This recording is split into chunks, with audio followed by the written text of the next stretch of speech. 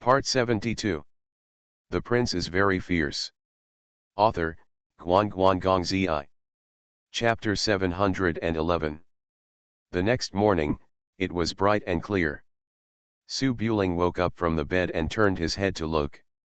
Xiao Manzi was lying in front of him, holding his arm.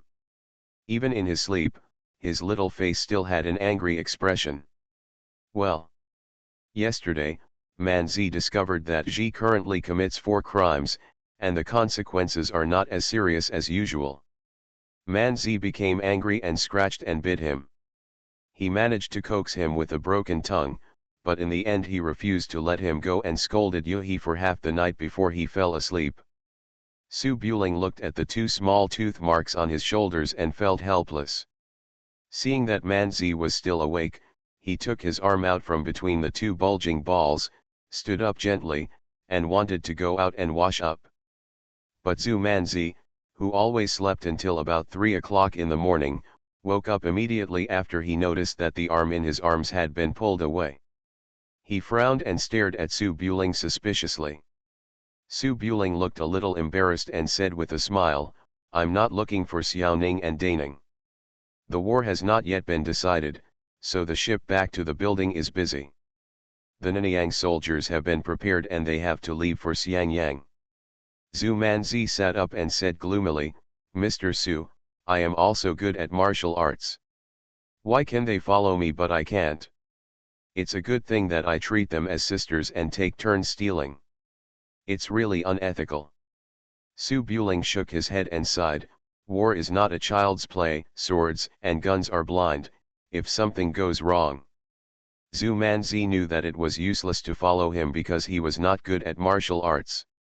He snorted and fell back, with his back to Su Buling, leaving him with the back of his head. "You just dislike my poor martial arts skills, huh? Anyway, I met you first. They are close to the water and the tower, so they can't be in front of me. This is natural, first come, first served." Su Buling bent down, covered Zhu Manzi's back with a thin blanket, and then slowly walked out of the room. They were about to set off again, and this time the building and boat would follow them down the river.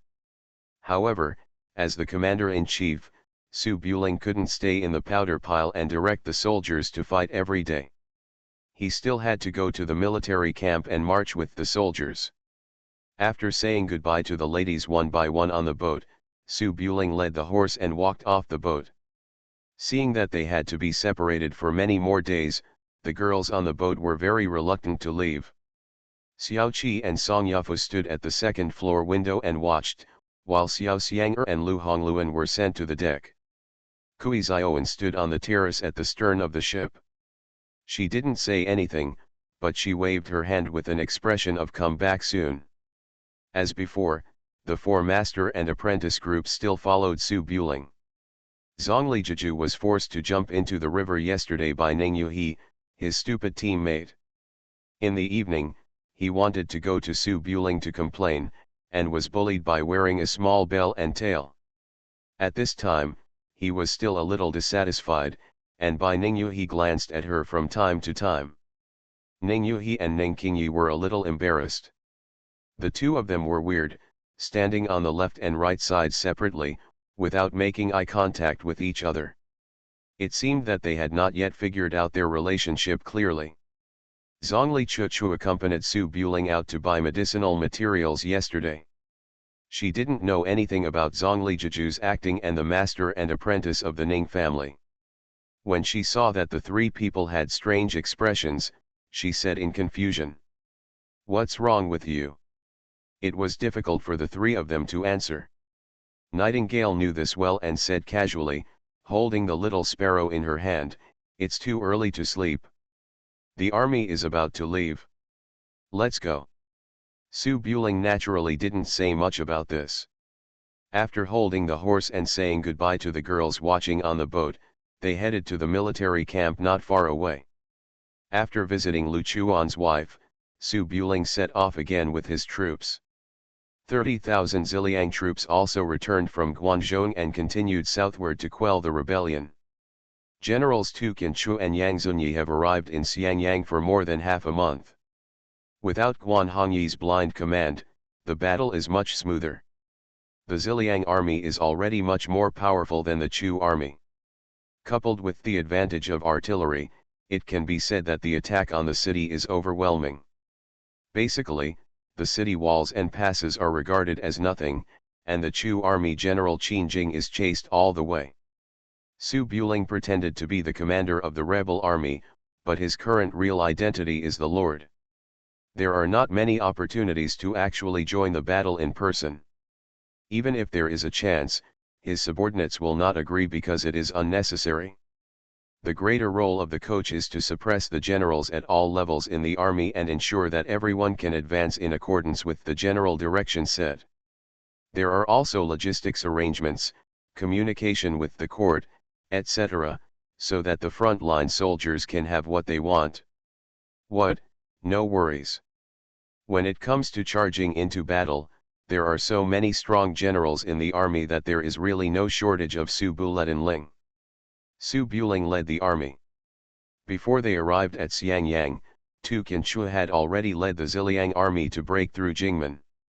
When the reinforcements arrived, the battle behind them became even more overwhelming.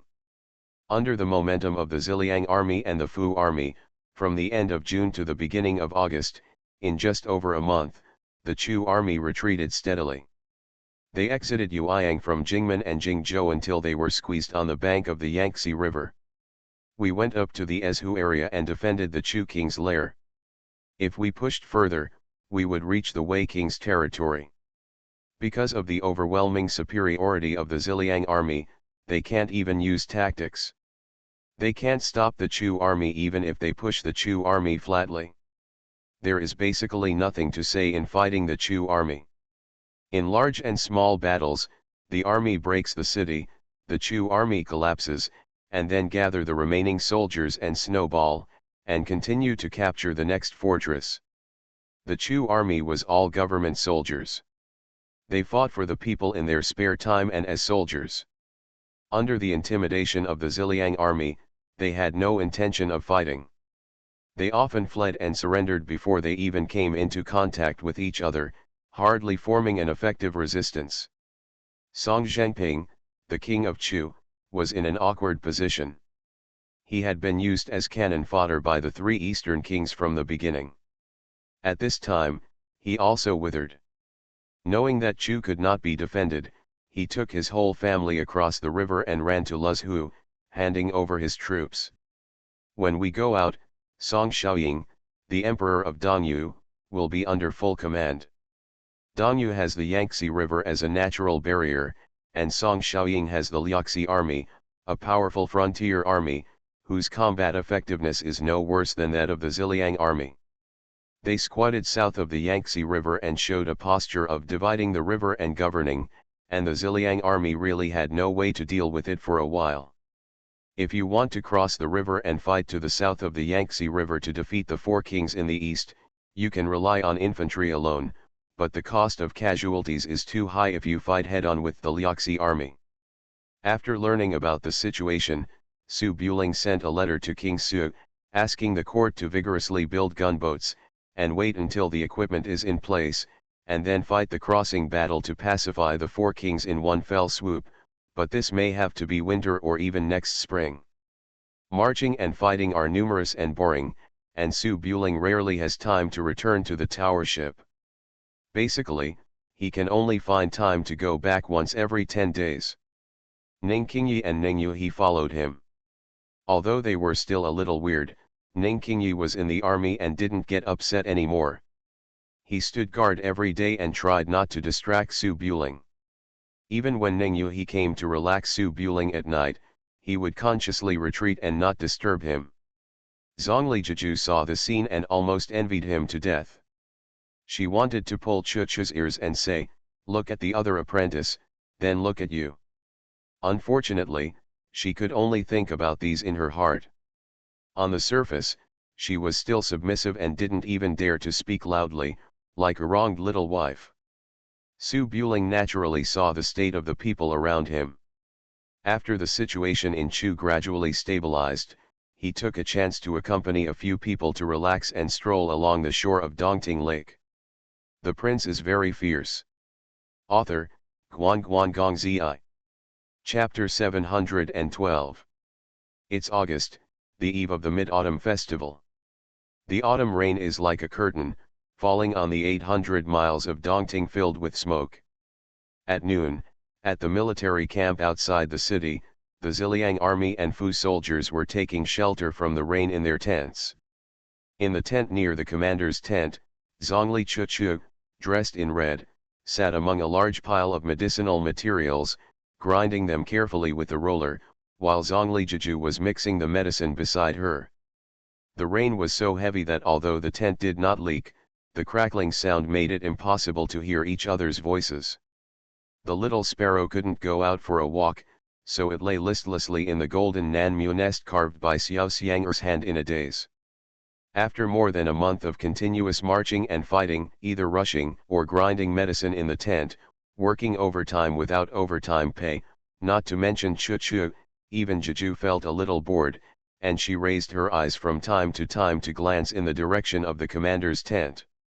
After going back and forth several times, Zhongli Chuchu said, "Master, why do you always look outside?" Zhongli Jiju looked outside and was naturally jealous of Ning Yuhi. Ning Yuhi has been standing guard at night these days. He ran into the tent halfway through the station and came out the next morning. Without even thinking about it, he knew that he was going to feed his husband white steamed buns. Ning Qingyi knew it and didn't say anything. Go ahead and bother. But Zhongli Jiju was different. She tried every means to find excuses before she could go to have a private meeting with Su Buling. Sometimes she had to run back just to satisfy her craving. She never dared to stay overnight. It had been a long time since she had slept in Su Buling's arms. Have slept in?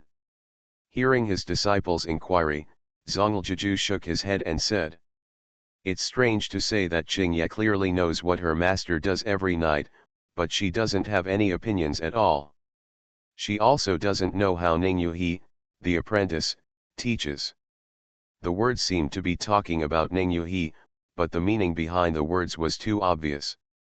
Zhongli Chuchu was silent for a while, without speaking, just lowering his head and grinding the medicinal materials, as if the rain was too loud and he didn't hear anything.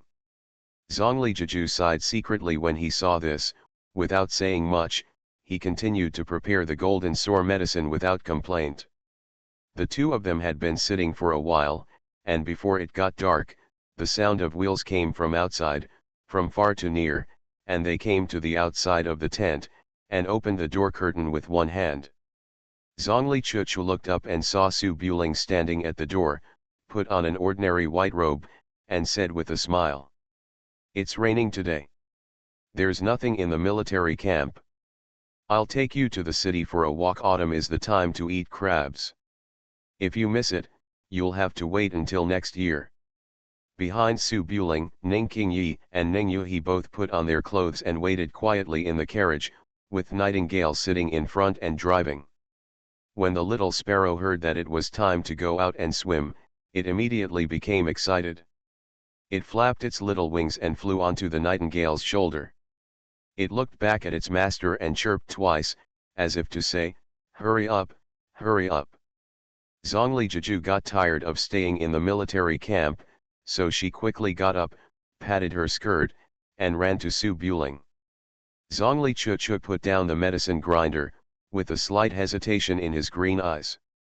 In the days since he came with the army, Zhongli Chuchu already knew that master and apprentice Qingyi and Yuhi had reached an agreement. If nothing else happened, both master and apprentice would marry Su Buling. In this way, Zhongli Jiju and the master and apprentice of the Ning family are Su Buling's women, and Zhongli Chuchu seems to be the only outsider. The family goes out to relax, and it seems inappropriate to follow him. Su Buling stood at the door. Seeing that Chuchu didn't move, he asked doubtfully, "Chuchu?" Zhongli Chuchu was in a daze. He wanted to say he was a little tired and not follow, but he felt it was too abrupt. After thinking about it, he got up and followed Jiju. Su Buling knew what Chu Chu was thinking and didn't say anything. He put Chu Chu into the carriage under an umbrella, then drove with Nightingale and quickly drove out of the military camp. The building boat had arrived near Yueyang, but it was docked at a safe place in the rear. It was raining too hard to pick up the branches, so Ning Yuhi, who was very familiar with the place, could only lead the way. Ning Yuhi and Ning Qingyi had been in Yueyang for a long time and were familiar with the place. When they arrived in the city, they held umbrellas and walked ahead to lead the way, looking for more authentic restaurants and chatting about daily life. The battle that lasted for more than half a year caused the number of Jianghu people around Yueyang to drop by 90%. Only soldiers and ordinary people were left on the streets. The few Jianghu people also hid in the dark anonymously. Most of the popular shops in the past were closed. Even those in Yueyang Tower went out of business. After Ning Yuhi walked for a while, he remembered something and asked, "Ling how is that ghost empress?" Su Buling watched as he walked. He shook his head and smiled when he heard this. "I followed him and ran to a small county in the south of the Yangtze River to settle down. Nothing happened. I left him alone after that. He probably thought the locking dragon goo was real. Waiting at home die. But 1 year is almost here, and I probably understand that the poison is fake. Let's wait until we reach Jiangnan to see if it can be used." Zhongli Jiju walked in front of the two of them, looked back, and saw Chu Chu walking alone at the back holding an umbrella. Zhongli Jiju slowed down, shoulder to shoulder with Chu Chu, and raised her finger to Yueyang Tower. "Chu Chu, you became the Bakuai there. Although I didn't see it with my own eyes, I heard Man Zi talk about it. It was a sensation at the time." Zhongli Chuchu was not interested in this at all, and raised her chin. "Master, please accompany your husband, I will go shopping by myself." Zhongli Jiju didn't have the nerve to run to her husband and treat her gently but ignored Chu Chu.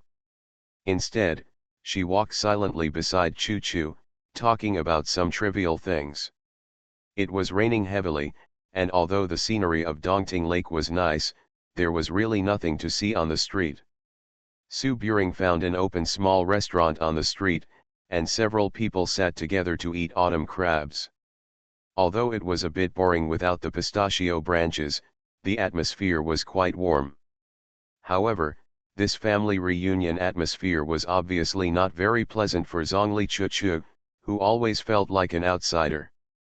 Zhongli Chuchu sat at the table for a while, drank 2 glasses of wine, and then stood at the door of the shop in the name of sobering up, staring at the rain curtain in a daze. The autumn rain continued, and it was night again. There were no pedestrians on the small street, and only a few voices came from a few shops on the street. Zhongli Chuchu leaned against the door, occasionally tilting her head to look at the family inside from the window, her eyes turned around, but she didn't know what her mood was. In a trance, she remembered Ning Yuhi's words, "When the time comes, we will bring the children and Su Buling to see you together." Judging from the current situation, if it continues, it will probably become like this. But Ning Qingyi can share a husband with her master, but Zhongli Chuchu is not so easy to accept. Zhongli Chuchu really regarded her master as her mother. Her master was the most important person to her since she was a child. She had already decided to give in to her master. What excuse could she use to convince herself to share a man with her master? While she was thinking about it, the rain was a little lighter, and the noise on the street was clearer. Zhongli Chuchu was staring at the lanterns outside the tavern in a daze. Faintly, a conversation in the distance caught her attention. "Dad, this wine is really good." "Yes, it's much better than our little place." The conversation was very plain, just an ordinary father-son chat, but the person who spoke was not using Daio's elegant language, but a rather obscure dialect, to be precise, the dialect of Nanyu. Nanyu is full of mountains and ridges. Different accents every 10 miles is not just a casual saying. Maybe after crossing a few mountains and running to another village, the accent will not be understood. Zhongli Chuchu followed her master since she was young, running around in the mountain villages of Nanyu to practice medicine, and then followed the Jianghu people of Nanyu. She was familiar with the accents of various places in Nanyu. She could tell that this was the dialect of Liuzhu, near Fishuling where she grew up. It goes without saying how familiar it is to suddenly hear the local accent in a foreign land. Zhongli Chuchu was stunned for a moment, thinking for a moment, and wanted to go and see alone, but was afraid of getting in trouble, so he turned back and said, "Mr. Su, come out for a moment."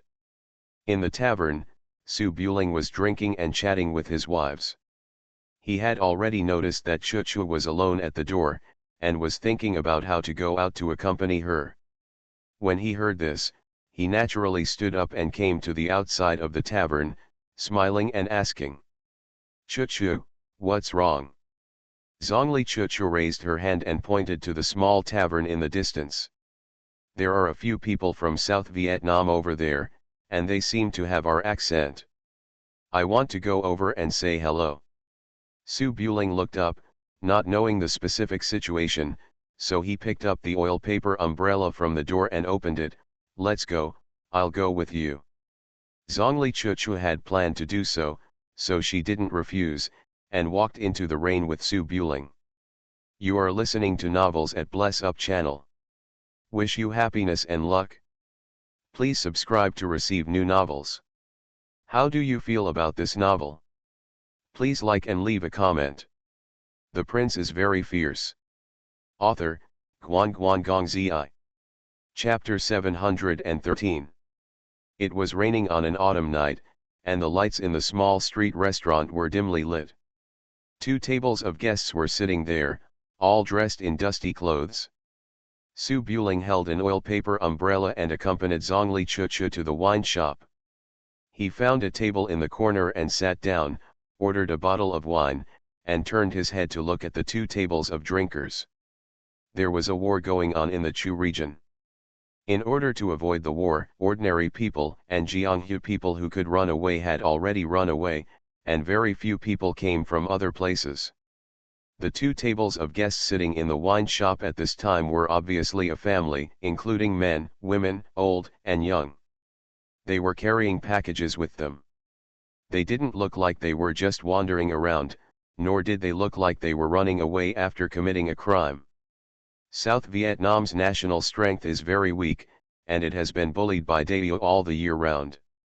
The Jianghu people are also looked down upon by the Jianghu people in Daewoo. Most people who come to Daewoo walk in a low-key manner. When they see Su Buling and Zhongli Chuchu walking in, wearing clothes that look like they are from a wealthy family, they naturally become. He restrained himself somewhat, just bowed his head to eat and stopped talking.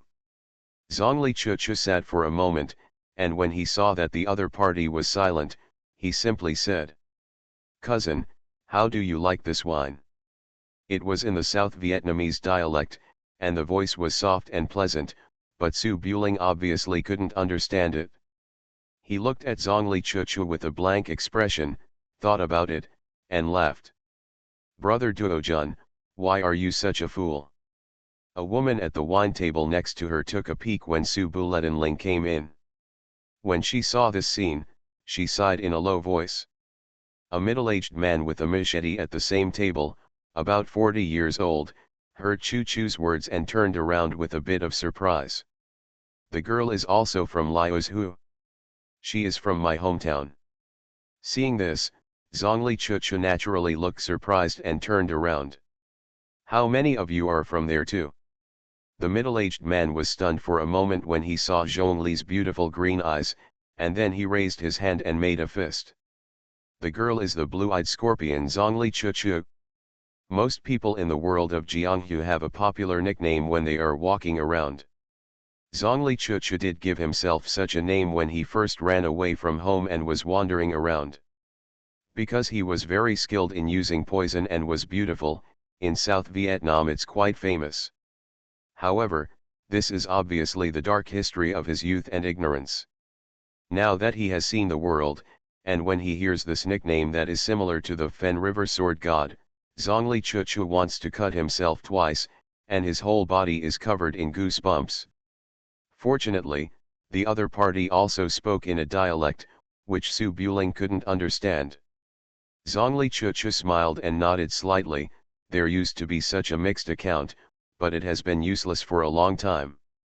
I didn't expect that this big brother would still remember it. Hearing this, the faces of the guests at both tables showed surprise. The middle-aged man stood up and praised. Miss Zhongli is so humble. You are a famous person in Laos Hu. You are the only Bagui in South Vietnam. Your name is bigger than the 7 stars of South Vietnam here. However, I heard that you are married to the son of a prince from Daewoo. That young prince is leading his troops to fight near here. Having said this, the middle-aged man's expression changed and he looked at Su Buling next to him. Su Buling couldn't understand what both parties were saying, but he could guess a rough idea by observing their words and expressions. He raised his hand. Don't be nervous, everyone. I'm just going out for a walk with Chu Chu. I have no other meaning. The middle-aged man's body tensed up, and after thinking about it for a moment, he felt that even if Daewoo caught the enemy's spies, he would not let the contemporary Wu Kuei and the son of the feudal prince come to catch a few of their refugees. This was too flattering to them. Thinking of this, the middle-aged man relaxed a little and raised his hand to salute.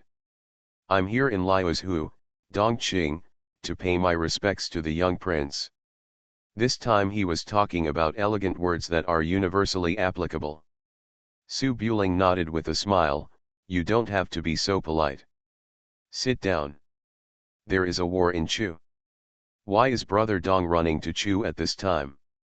Seeing that Su Buling was quite easygoing, Dongqing no longer panicked. He returned to the wine table and sat down, shaking his head and sighing. South Vietnam is a small place, and news spread slowly. The young prince may not know about it. Now that the world is in chaos, the officials there have also gone crazy, arresting strong men everywhere and sending them into the army. There is no peace in the world, and some evil ways have appeared out of nowhere. Poison spells have harmed the villages in the mountains. According to rumors, it seems to be the handiwork of Sikongji. As long as the villages are affected by the disaster, no matter men, women, old or young, they will go crazy and kill everyone on sight. There will be no last one left. It is really tragic. Su Buling frowned slightly when he heard this. South Vietnam is not a big country, but it is still a country. There are many outstanding people in the world. The 7 stars of South Vietnam mentioned by Dongqing are the most representative masters of South Vietnam. Su Buling knows something about them. Kixing is just a collective name, just like Shi Wu Kui, it is not a powerful person. In the Jianghu of Nanyu, the most common people are strange people who practice evil ways. In terms of martial arts attainments alone, they are definitely not as good as the famous and upright sects in the Jianghu of the Central Plains. But when it comes to using evil methods, no one in the world can match them, just Zhongli Jiju can come out. To be able to force half of the military commanders to not dare to get close, one can only imagine the level of these people. The Sikongji mentioned by Dongqing was considered a tycoon in the world of South Vietnam. He was very good at using poisons and had a lot of blood debts on him. When Su Buling was caught by the dragon poison, King Su sent people to South Vietnam to find the antidote. Sikongji, it's a pity that I couldn't find it. Sikongji was massacring a mountain village in South Vietnam, which naturally had nothing to do with Su Buling. The reason why he frowned was because of some records of the founding battle before Jiezi. Sikongji is not a murderer, but an expert in using poison. According to rumors, Sikongji and Shang Guan Kinhe in the 7 stars of South Vietnam are both remnants of the South Vietnam poison sect Baekagu in the pre-Jiezi period. After the founding of the country, Emperor Xiaozong of Daewoo specifically ordered to send heavy troops to clear out the evil sects in the Jianghu of Nanyu. The biggest reason came from Baekong Valley.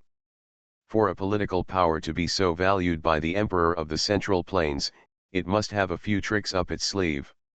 The dragon-locking goo that still makes the masters in the world change their minds after hearing about it is the masterpiece of Baichong Valley, but the dragon-locking goo is by no means the most lethal poison in Baichong Valley. During the war between the three kingdoms, some hostile forces recruited poison masters from South Vietnam to cast Mad King goo in the military camps. This poison is not fatal, but has a strong hallucinogenic effect, which can affect people's sanity and willpower. People who are not strong fall into a state of extreme fear or extreme excitement. It was this poison that directly led to several camp-wide mutinies and thousands of people killing each other. To prevent the spread, the surrounding armies had to use crossbows to shoot all the soldiers to death in the barracks and set them on fire.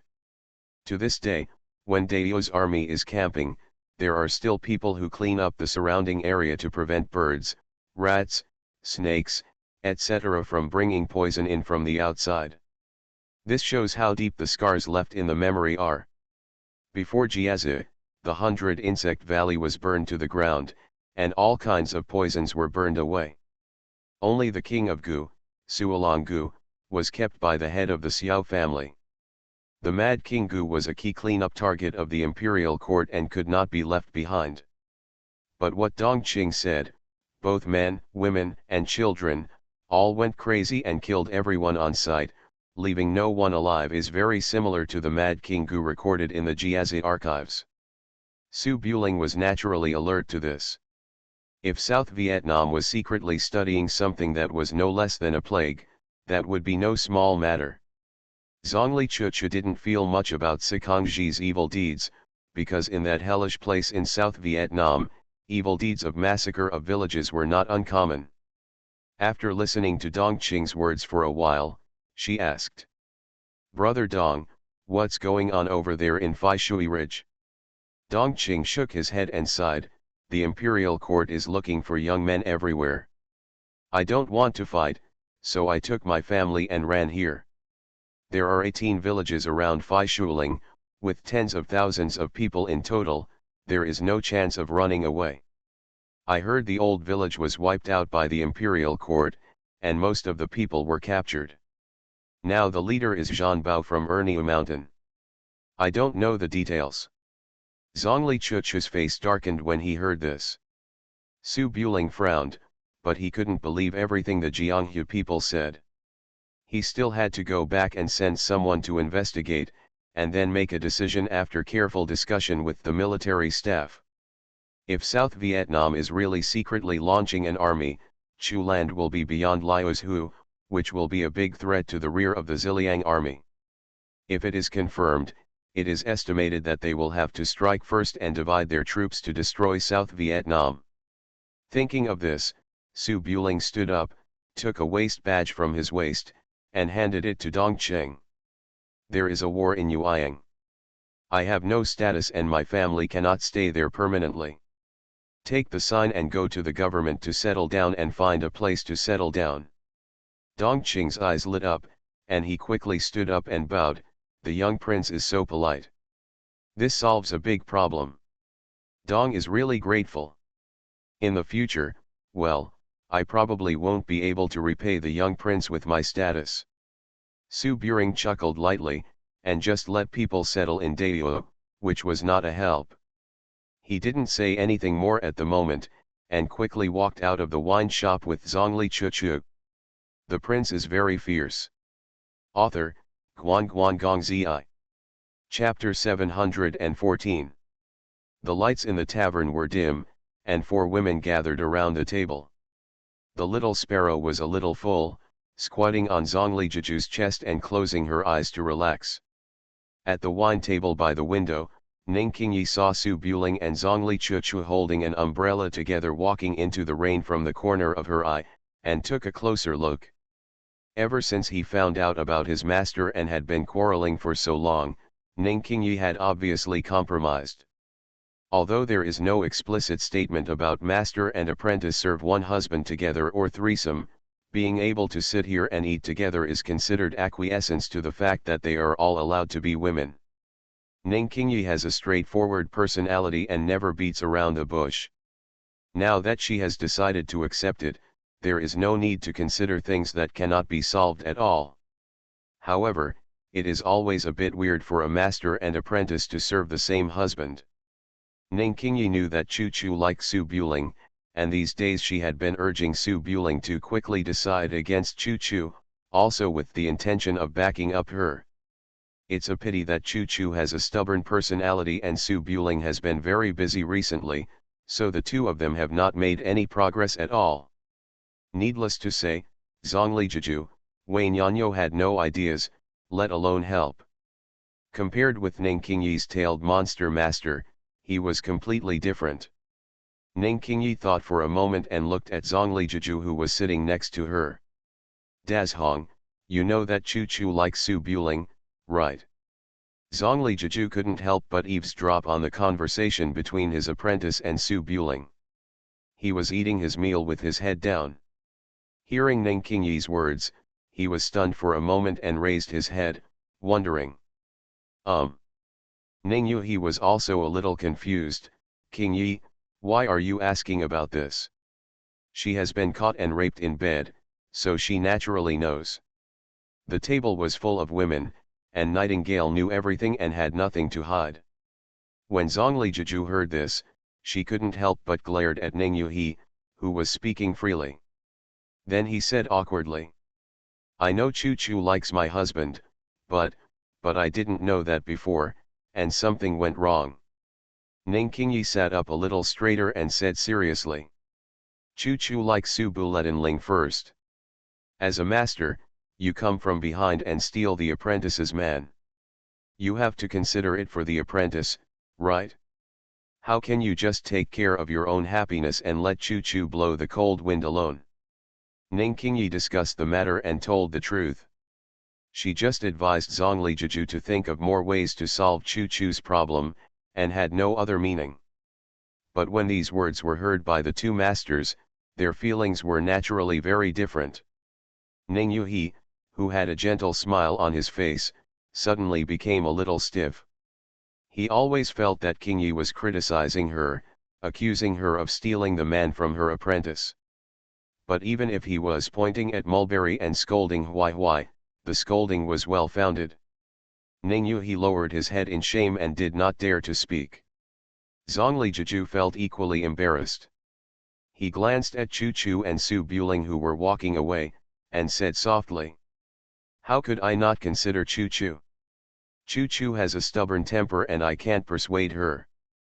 Ning Qingyi regarded Zhongli Chuchu as a friend. Apart from some selfish motives, she had always been worried about Chuchu. This could be seen from the fact that she gave Su Buling advice on this matter in the past. Seeing Zhongli Jiju's helpless look, Ning Qingyi sat a little closer. You are Master Chu Chu, and you still don't understand Chu Chu's temperament? She chased her from Chang'an to the western regions, and then from the western regions to Jiangnan. She had already given up on Su Buling, but you later stepped in, fearing that it would delay your master. It was a lifelong event that she had to leave on her own, but she did not leave, which meant that she was still reluctant to leave Su Buling, but there was no step for her to go down. As the saying goes, once a teacher, always a father. You are still Chu Chu's master, and you force her to bow to Su Buling. What can Chu Chu do? It's just a fuss for a few months at most, and then I won't accept it honestly. Just holding on like this, the longer Chu Chu feels, the more uncomfortable she becomes. When the time comes that she doesn't recognize you as her master, you will still suffer. This is what Ning Qingyi has always thought. If she were Su Buling, she would definitely solve this kind of messy matter like this. After all, Chu Chu's temperament is acceptable. But when Ning Qingyi said the solution, he obviously forgot what the speaker has no intention, the listener has the intention. Zhongli Jiju didn't dare to raise her head in front of Chu Chu now. She dared to force Chu Chu to worship. She definitely didn't dare to agree to this bad idea, so she just smiled. Ning Yu, who was eating with a small bowl, rolled his eyes slightly and showed a slight hesitation. Is it possible that Qingyi is hinting at me, the master? It's really possible. Ning Yuhi thought about it carefully and found out that King Yi had revealed her heart last time and clearly admitted the fact that both master and disciple liked the same man. But I like it, and if I want to go further, it's hard to reach the sky. I can't expect King Yi, who has a cold personality, to say, the three of us will sleep together from now on. Last time Qing Ye said, let's talk about it later. Maybe it was just because she didn't feel comfortable opening her mouth that she was stalling like this. King Yi couldn't open her mouth. As a master, she couldn't just ignore it and let the relationship between the three of them continue. Just like Qing Ye said just now. How can you take care of your own happiness and let Chu Chu blow the cold wind alone? Thinking of this, Ning Yuhi pursed his lips, glanced at Ning King Yi secretly, and then looked at Dongting Lake outside, which was incomprehensible. Ning Qingyi didn't notice the change in her master's demeanor, but seriously persuaded Zhongli Jiju to show the courage that a master should have, and took care of Chu Chu in a few moments. The heavy rain continued in the small streets. Su Buling walked out of the wine shop and opened an umbrella to cover Zhongli Chuchu's head. There was a little more worry on Zhongli Chuchu's face. He put aside the messy emotions of the past for the time being, came closer to Su Buling, and whispered. Mr. Su, my master grew up in the stockade. After losing his parents when he was young, he was under the control of Granny Gihua in the stockade. Although the master has a bit of a bad temper, he is very kind to the people around him. If he knew something happened in the stockade, he would definitely impatient. Su Buring raised his eyes and looked at the window in the distance. You can't believe all the rumors in the world, and what happened in South Vietnam is outside my jurisdiction. I have to send someone to check the situation first, and then tell Jeju after confirmation. Zhongli Chuchu also knew that this was the case, and thought for a while, you are at war, and national affairs are the most important thing. There are only a few hundred people in the village, and it has nothing to do with you.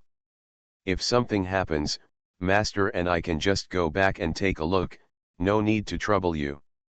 Su Buring shook his head and put his hand on Chu Chu's shoulder. They are all from the same family, so what are the two families talking about? Moreover, according to what Dong Qing said, the South Vietnamese side is making small moves behind the scenes. It sounds very much like the Mad King Gu that appeared before Jiazi. This thing confuses the mind. It is easy for the army to mutiny, so it must be guarded against, and it is not clear whether South Vietnam has studied anything else. When my grandfather fought in South Vietnam, the most serious casualties were caused by various strange poisons. In this world, regiments charge in groups. If South Vietnam releases poison gas on a large scale on the battlefield, the lethality is more terrifying than artillery. If the news is true, this sign must be eliminated. Zhongli Chuchu was hugged around his shoulders and shrank subconsciously. But when he saw Su Buling talking about business seriously, he didn't want to talk about anything else at this time. He just pretended not to see it and asked with a frown. Using poison is just a trick for gangsters. Can it be more powerful than your artillery? Su Buling nodded. No matter how powerful the artillery is, it is too bulky and inconvenient to move. Moreover, if the infantry starts to charge, it cannot fire, and its lethality is limited. It is different with poison. It is poisoned in a wave along the wind, and the poison gas is pervasive. The position was paralyzed instantly, tens of thousands of people were killed or injured at any time, and the wounded were worse off than dead. The post-war scene was tragic. Zhongli Chuchu looked a little confused. Where in the world can there be such a powerful poison? It's hard for Su Buling to explain this. There are many examples of poison gas warfare in his memory. This world obviously does not have such a high level of chemical engineering, but there are examples of dragon-locking poison. Su Buling doesn't know. Can a bunch of poison masters in South Vietnam come up with something similar? In any case, this is certainly not something to be dismissed lightly. Who knows, it would be better to send people to South Vietnam to check first and then take action than to rush back in a hurry. Zhongli Chuchu nodded slowly. Su Buling said a few words of comfort, then took Zhongli Chuchu back to the tavern, stood at the door and waved. The nightingale, who had a small appetite, had long been full and ran out quickly, saying softly, "Sir, what's wrong? Go and arrange manpower to check something." Su Buling put his ear to Nightingale's ear, and after a few serious explanations, he asked Nightingale to go back and arrange the manpower first. Zhongli Chuchu returned to the wine table. Because the news was uncertain and she didn't want her master to worry about it, she acted normal and didn't say anything more. Ning Yuhi had been thinking about making decisions for his apprentice. When he saw Su Buling coming back, he stood up. "Your Majesty, we are all full. How about we find a boat and go to the lake to have a look?" "Touring the lake?" Su Buling couldn't help but blinked when he heard this. "Yuhi is the broken melon on Dongting Lake. Now that we are here, we must go there no matter what. But Chu Chu and Qingye are both here." Su Buletinling hesitated, and for a moment he didn't know whether to agree or not. Jeju and Jeju, at most, the three of them sleep together, but Chu Chu and Qingye are young girls, so it's better to take them to a party on the boat together. Ning Yuhi knew what Su Buling was thinking, and secretly squeezed Zhongli Jeju with his elbow. Zhongli Jeju had just been nagged by Qingye for so long and already wanted to run away. Seeing that Ning Yuhi didn't want her to follow, he could only say with a smile, "You guys go and play. I'm a little tired, so I'll go back first. Chu Chu, are you going to follow me?" Zhongli and Jeju had gone back, so naturally Chu Chu would not follow them as a hindrance, so she got up and prepared to leave. Ning Qingye knew that her master was going to play in the wild with Su Buling, and she wanted to get up and leave, but Ning Yuhi raised her hand and held her back. "Qingye, you also go shopping with me, and I can tell you something by the way. Why are you playing with your tail and dragging me along?" Ning Qingye blinked her eyes. She wanted to ask, but she couldn't ask, so she could only nod lightly. The prince is very fierce. Author, Guan Guan Gong Zi. Chapter 715. Su Buling came out of the small street and found a small pleasure boat by the Dongting Lake. The small pleasure boats for boating on the lake are all for entertainment purposes, with small red lights and red sand tents, which are hazy and beautiful. There are singing girls playing music and drinking with them. It was raining heavily in the autumn night, and there were not many guests in the pleasure boat. When the singing girls saw the handsome Su Buling running up, they all ran out happily to greet him. However, Su Buling brought Xiao Ning and Xiao Ning to visit the old place again, so it was naturally impossible for him to ask the two singing girls to sit in front of him. He used the silver bill to book the pleasure boat, asked the two singing girls to stay in the inn on the lakeshore for one night, and then set off with the master and apprentice. The Dongting Lake was shrouded in smoke and waves. Not far from the lakeshore, it was difficult to see the scenery on both sides. It seemed that there was only a small pleasure boat drifting with the waves in the world. Su Buling held a long bamboo pole and stood on the stern to push the pleasure boat away from the lake shore. Unfortunately, he didn't have the opportunity to row the boat himself on weekdays, so he still made the pleasure boat spin in circles. Ning Yuhi held an oil paper umbrella and stood beside to protect Su Buling from the rain.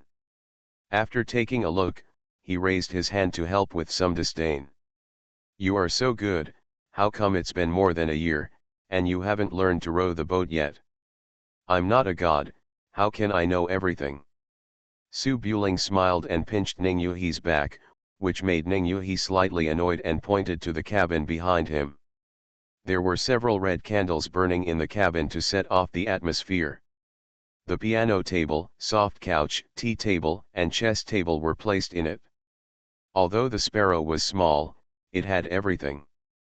It looked compact but not crowded. Ning Qingye sat upright on the couch, with a slightly blank look in his eyes. I came here to tour the lake for no apparent reason, but it was raining heavily at night, and I couldn't see any scenery outside the window. What could I do to tour the lake? Ning Qingyi sat for a while, feeling bored, and picked up a few songbooks beside the piano table to look through.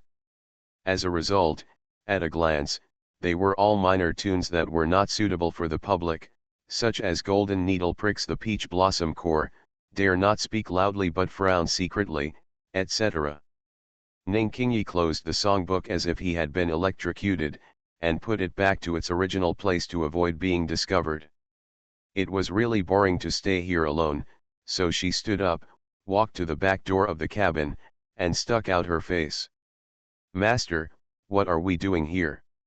Ning Yuhi and Su Buling were standing together, and was letting Su Buling secretly play with the white ball. Hearing the sound, she quickly pulled Su Buling's hand out, turned around and smiled gently. "It's not necessary to find something to do when you come out for a walk since the beginning of the year. We have either been fighting or traveling, and we haven't had a good rest. Just take it as a break." Ning Qingyi saw that the two people were very close to each other, and he could actually guess in his heart that there must be some small movements, but he didn't care. She stood at the door of the cabin, thought for a while, and asked, "Su Buling, you just went out with Chuchu, what happened?" Ning Yuhi heard this and felt a little curious. "Yes, it seems that this is the first time Chuchu asked you to go shopping alone. Did you talk?" Su Buling shook his head and sighed. "Just now, Chuchu met a few fellow villagers. I accompanied her to say hello and didn't say anything." Ning Qingyi leaned against the door and said dissatisfiedly, "Where is your ability to deal with me? If I go alone with you, you will definitely..." At this point, Ning Qingyi looked at his master and was embarrassed to say it. Ning Yuhi naturally understood it immediately and just smiled with his head down. Su Buling paddled the boat to the center of the lake, put down the bamboo pole, and walked back to the cabin with an umbrella. "We are all young, and there is no rush. We may have to go out for something in a few days, so bring Chuchu with us to have a serious chat." Ning Qingyi made way for them, and after the two of them came in with their umbrellas, he raised his hand to close the door to prevent the rain from drifting in. After the doors and windows were closed, only the red gauze curtains and dim lights were left in the small painting boat. The raindrops outside the window were crisp, but the room was quiet and silent. Su Buling sat down on the soft couch. He had decided to come here to revisit the old place at the last minute, and there was really nothing to talk about. If he had only brought Yuhi, there would be no need to talk, and he could just get to the point, but Qingyi was next to him, so he obviously couldn't be so presumptuous. Su Buling was brewing a topic, but before he could think of it, Ning Yuhi, who followed him in, suddenly came in with a plate of melon seeds and sat directly in Su Buling's arms, moving smoothly, just like when they were alone in private in the past. Su Buling, //n /n. Ning Qingyi. Su Buling was stunned at the time. He didn't dare to hug Ning Yuhi's waist. He looked down at the beautiful face so close to him. He thought Ning Yuhi was used to it and forgot Qingyi was there. He was a little embarrassed. "Master, you..." Ning Qingyi was still thinking about Chuchu. He was about to sit down at the opposite seat. He looked up and saw that his master was sitting in the man's arms. His expression suddenly became dull. He stared at his master with a pair of clear eyes in disbelief.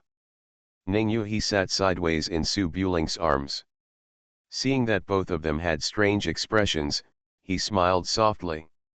"It's just the three of us. There are no outsiders. What's there to pretend? Qingyi, come here too. This is..." Su Buling's heart trembled. Naturally, he was not unhappy about this kind of thing. He also patted the seat next to him. "Qingyi, come here, master is talking to you." "What the hell?" Ning Qingyi's face flushed. Even though they had already tacitly acknowledged their relationship, it was too much for three people to sneak out and get intimate together. Ning Qingyi sat up straighter and looked at his master for a moment. Seeing that his master was not drunk and seemed to be serious, he thought to himself, "Master, is he possessed by a foxy woman?" Ning Qingyi pursed his lips and wanted to say something to his master, but he couldn't speak, so he stood up. "You guys chat, I'll go back first." Ning knew he was embarrassed, but sooner or later this day would come. It's better to suffer a short pain than a long one, she smiled and said. "We're already in the middle of the lake, why are you going back? Come and sit down, your master has something to tell you." "What are you talking about?" Ning Qingyi was a little embarrassed and turned around. "Master, if you want to be intimate with him, just come here by yourself, why are you dragging me?" Ning knew he was determined to go all out, and hooked her hand again. "Qingyi, come here, I'll tell you something serious." "You don't even listen to your master's words." Ning Qingyi just felt that her master was crazy, and had been obsessed with men and forgotten his original intention. She hesitated for a moment and prepared to get off the boat and swim back by herself.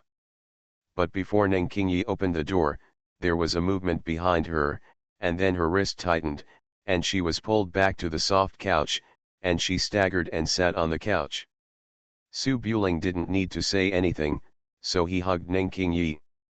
"That's right, it's not the first time, we're just chatting as a family." It was indeed not the first time that Ning Qingyi was intimate with Su Buling, but they were in private before, so what was going on with the master and disciple now? Ning Qingyi's face rarely turned red to his neck, and he turned back and said, You are all crazy. What kind of talk is this?" Ning Yuhi smiled gently and held Ning Qingyi's hand tightly. "Qingyi, your master is just talking to you about something, don't think too much." Su Buling hugged her left and right, his heartbeat was also quite fast, but his expression remained cold and extraordinary, and he said calmly, "Yes, we are just sitting together and chatting, there is no outsider, why are you panicking?" "It's because there is no outsider that I'm anxious." Ning Qingyi's heartbeat was very fast, his thoughts were in a mess, he lowered his head and tried to push the hand behind his waist away, but he didn't push it. With no other choice, she could only let Su Buling hold her, and looked at the master beside her. "Just talk about the matter, don't touch me." Su Buling's two hands tightened a little, and nodded with a smile. Ning Yuhi's face was also a little red, and he took Ning Qingyi's hand and said seriously, "Qingyi, as the saying goes, once a teacher, always a father. You have been without parents since childhood, and I, your master, brought you up. Now you are not young anymore, and you should talk about marriage a long time ago. Your marriage should be decided by me." Ning Qingyi knew it was this matter, and she frowned slightly. "Master, you are like this with him, how can you decide for me? You want to marry your apprentice to your husband as a mistress." Ning Yuhi's eyes softened a little. "Qingyi, the master can't do anything. You know everything about me and him. It's really fate. Now that it's like this, the matter is generally resolved. It's impossible to have conflicts like Shuchujuju. I called you here today just to make things clear with you. You like Ling Ling I will make the decision for you now and betroth you to him. If you think that I, your master, am in the way and have snatched your lover, I won't say anything, after all, it is what it is. I will sever ties with him from now on." Hearing this, Ning Qingyi sighed helplessly. "Master, what are you talking about? I don't think you are in the way." Ning Yuhi smiled slightly and clenched his hands a little. "You don't think that your master is in the way, and I don't want you and Ling to separate, so what else can you do? I told you before that this is a question of thinking. If you figure it out, you can live happily together in the future. If you don't figure it out, you can only be awkward like this. Qingyi, don't you think so?" Ning Qingyi had thought of this a long time ago, looked up at the master and Su Buling, and nodded vaguely. Ning Yuhi smiled and continued, since you've figured it out, why are you still wasting time? I'm your master's matchmaker, and I'm letting you get married now. You can live your life the same way in the future. Otherwise, you'll feel weird and I'll feel weird too. Now. Ning Qingyi looked up, his eyes were stunned. Su Buling was also a little confused. Are you a little anxious now? Yes, how can we get married now? Master, calm down. Ning Yuhi knew she was anxious, but she just found a random reason to drag her apprentice into the water. If she didn't ask for too much, how could Qingyi give in? Ning Yuhi sat up a little straighter and said earnestly. I've figured it out, why are you still dragging your feet? Are you waiting for outsiders to laugh at you? You two are my disciples, and I'm the oldest today. If you want to spend your life here, I'll make the decision for you. If you don't want to, then just keep dragging it out. Wait for a few years or more after the war, and then consider getting married. Anyway, I'm not the one in a hurry. Ning Qingyi blinked and stared at Ning Yuhi. Master, are you possessed by a ghost? Ning Yuhi frowned slightly. What ghost? I'm serious. Ning Qingyi saw that the master was not joking, and shook his head slightly. Master, I will listen to you. But it's too hasty to let me spend my life with him on a whim. Do I have to get married here later? Ning Yuhi nodded. What else? I did that with him on Dongting Lake last year. This kind of thing, it feels a bit difficult for the first time, but after a few times, I'll be indifferent. You are listening to novels at Bless Up channel. Wish you happiness and luck. Please subscribe to receive new novels. How do you feel about this novel? Please like and leave a comment. The prince is very fierce.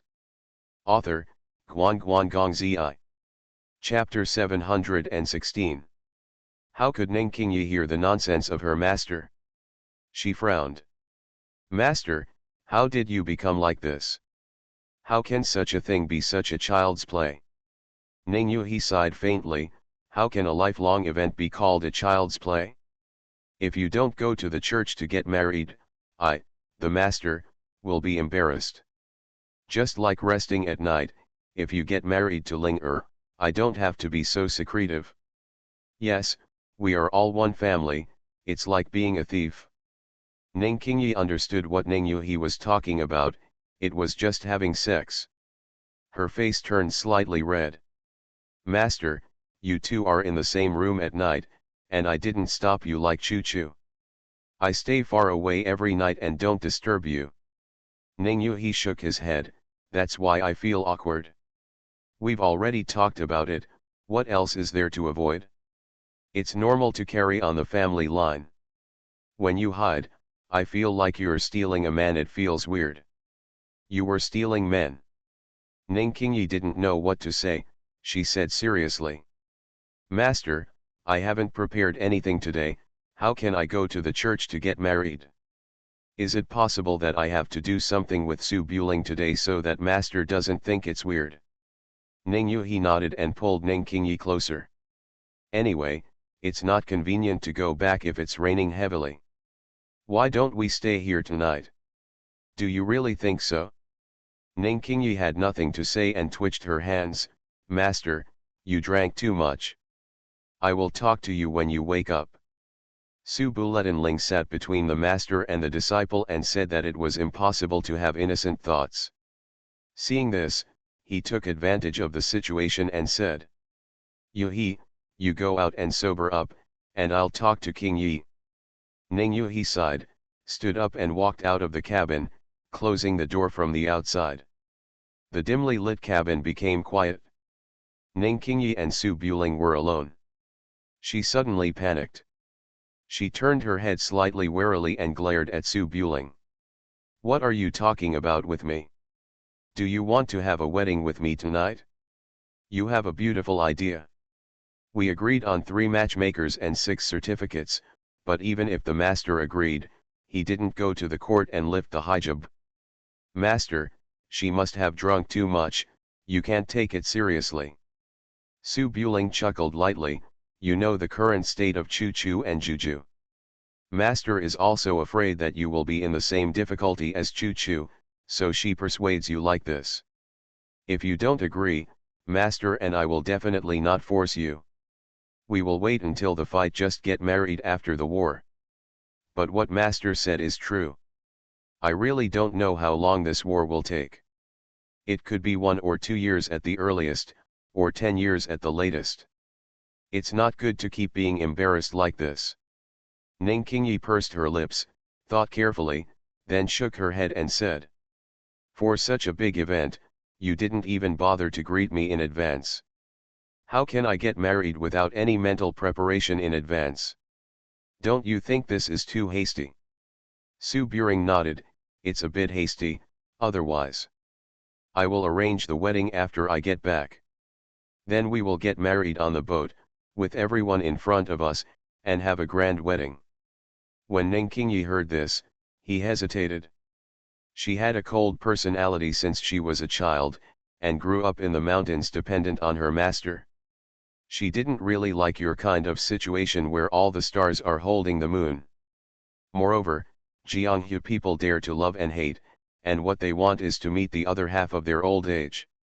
They don't pay attention to secular rules. Meeting someone who is in love with you, using heaven and earth as a matchmaker, and getting married on the rivers and lakes is the most normal and unforgettable experience for Jianghu people. Her parents were like this back then, and many senior Jianghu people she knew were like this, including her. Master, this is actually the case. Ning Qingyi turned away and looked at the dimly lit small boat. She was silent for a long time and said softly. I like you. In fact, I have been yours for a long time. You can arrange whatever you want.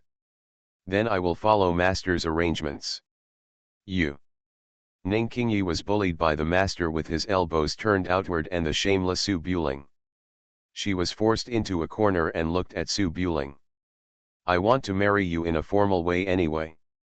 It's too casual on this small boat. Wait, when you settle down a little, you can arrange a wedding. Then Chu Chu and Manji, I will come in together, okay? If you go first, Manzi must say that I have no loyalty. Su Buling had the same plan. When he saw that Qingyi agreed to marry him, he naturally gave up and stopped being aggressive. He raised his hand to hold Ning Qingyi a little closer, and lowered his head to Ning Qingyi's lips. Ning Qingyi tensed up, tilted her head and hid a little. Master is outside, don't be like this. Before he finished speaking, he was kissed. Ning Qingyi could only push Su Buling gently with her hands. The lights inside the boat were dim, and the red gauze danced lightly with the waves, casting hazy light and shadow on the embracing men and women. The dim light and shadow make the scenery inside the boat look like a beautiful ink painting. Ning Qingyi only wore a white summer skirt as thin as cicada wings.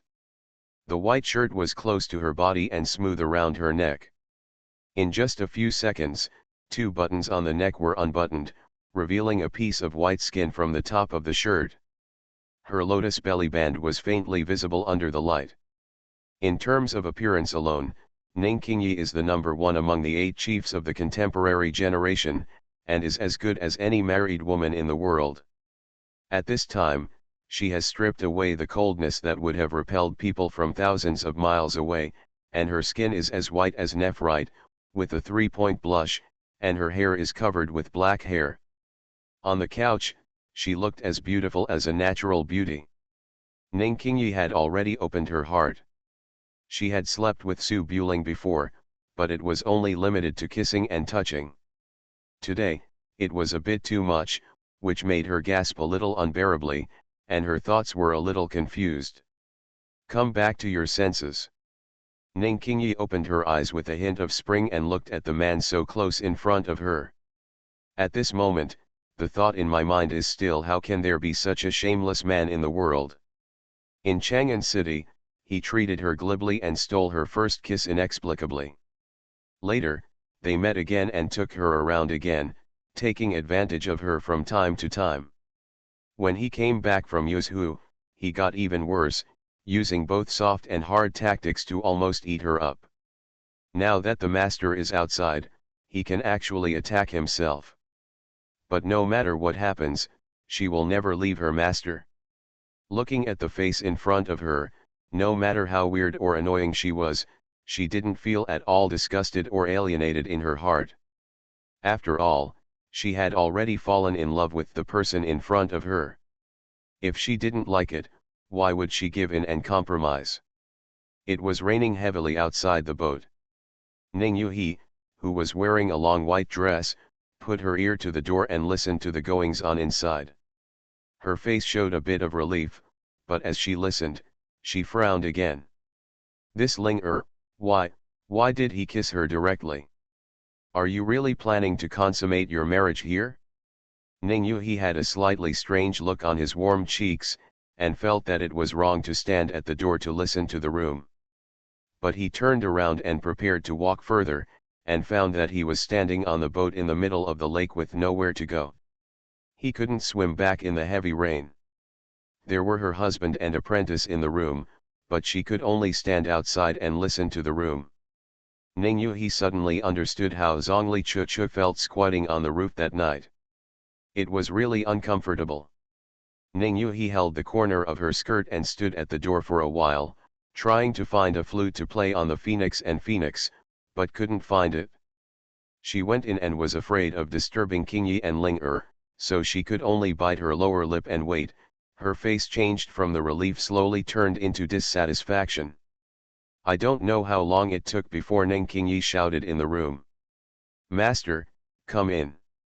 Ning Yuhi came back to his senses, suppressed the blush on his face, pretended to be dignified and quiet, and gently opened the door. Looking up, Ning Qingyi was sitting upright on the couch, her face slightly red, and she was no longer as resistant as before. Ning Yuhi secretly breathed a sigh of relief. It had come to this point anyway. In order to avoid embarrassment in the future, she walked directly to the front, sat in Su Buring's arms, and took King Yi's hand.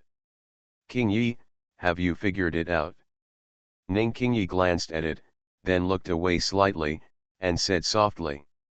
Master, I will come in with Manzi from now on. Don't force me. Things happened suddenly today and it was too urgent. It is impossible to just go to the church and get married like this. Ning Yuhi nodded with a gentle smile, just think about it, then we will be sisters in private. Su Buling is my husband-in-law and your fiancé, right? Ning Qingyi didn't know how her gentle and considerate master became like this. After struggling for a long time, she still gave a vague hum. Seeing this, Ning Yuhi hooked Su Buling's neck even further and bit into it in front of King Yi.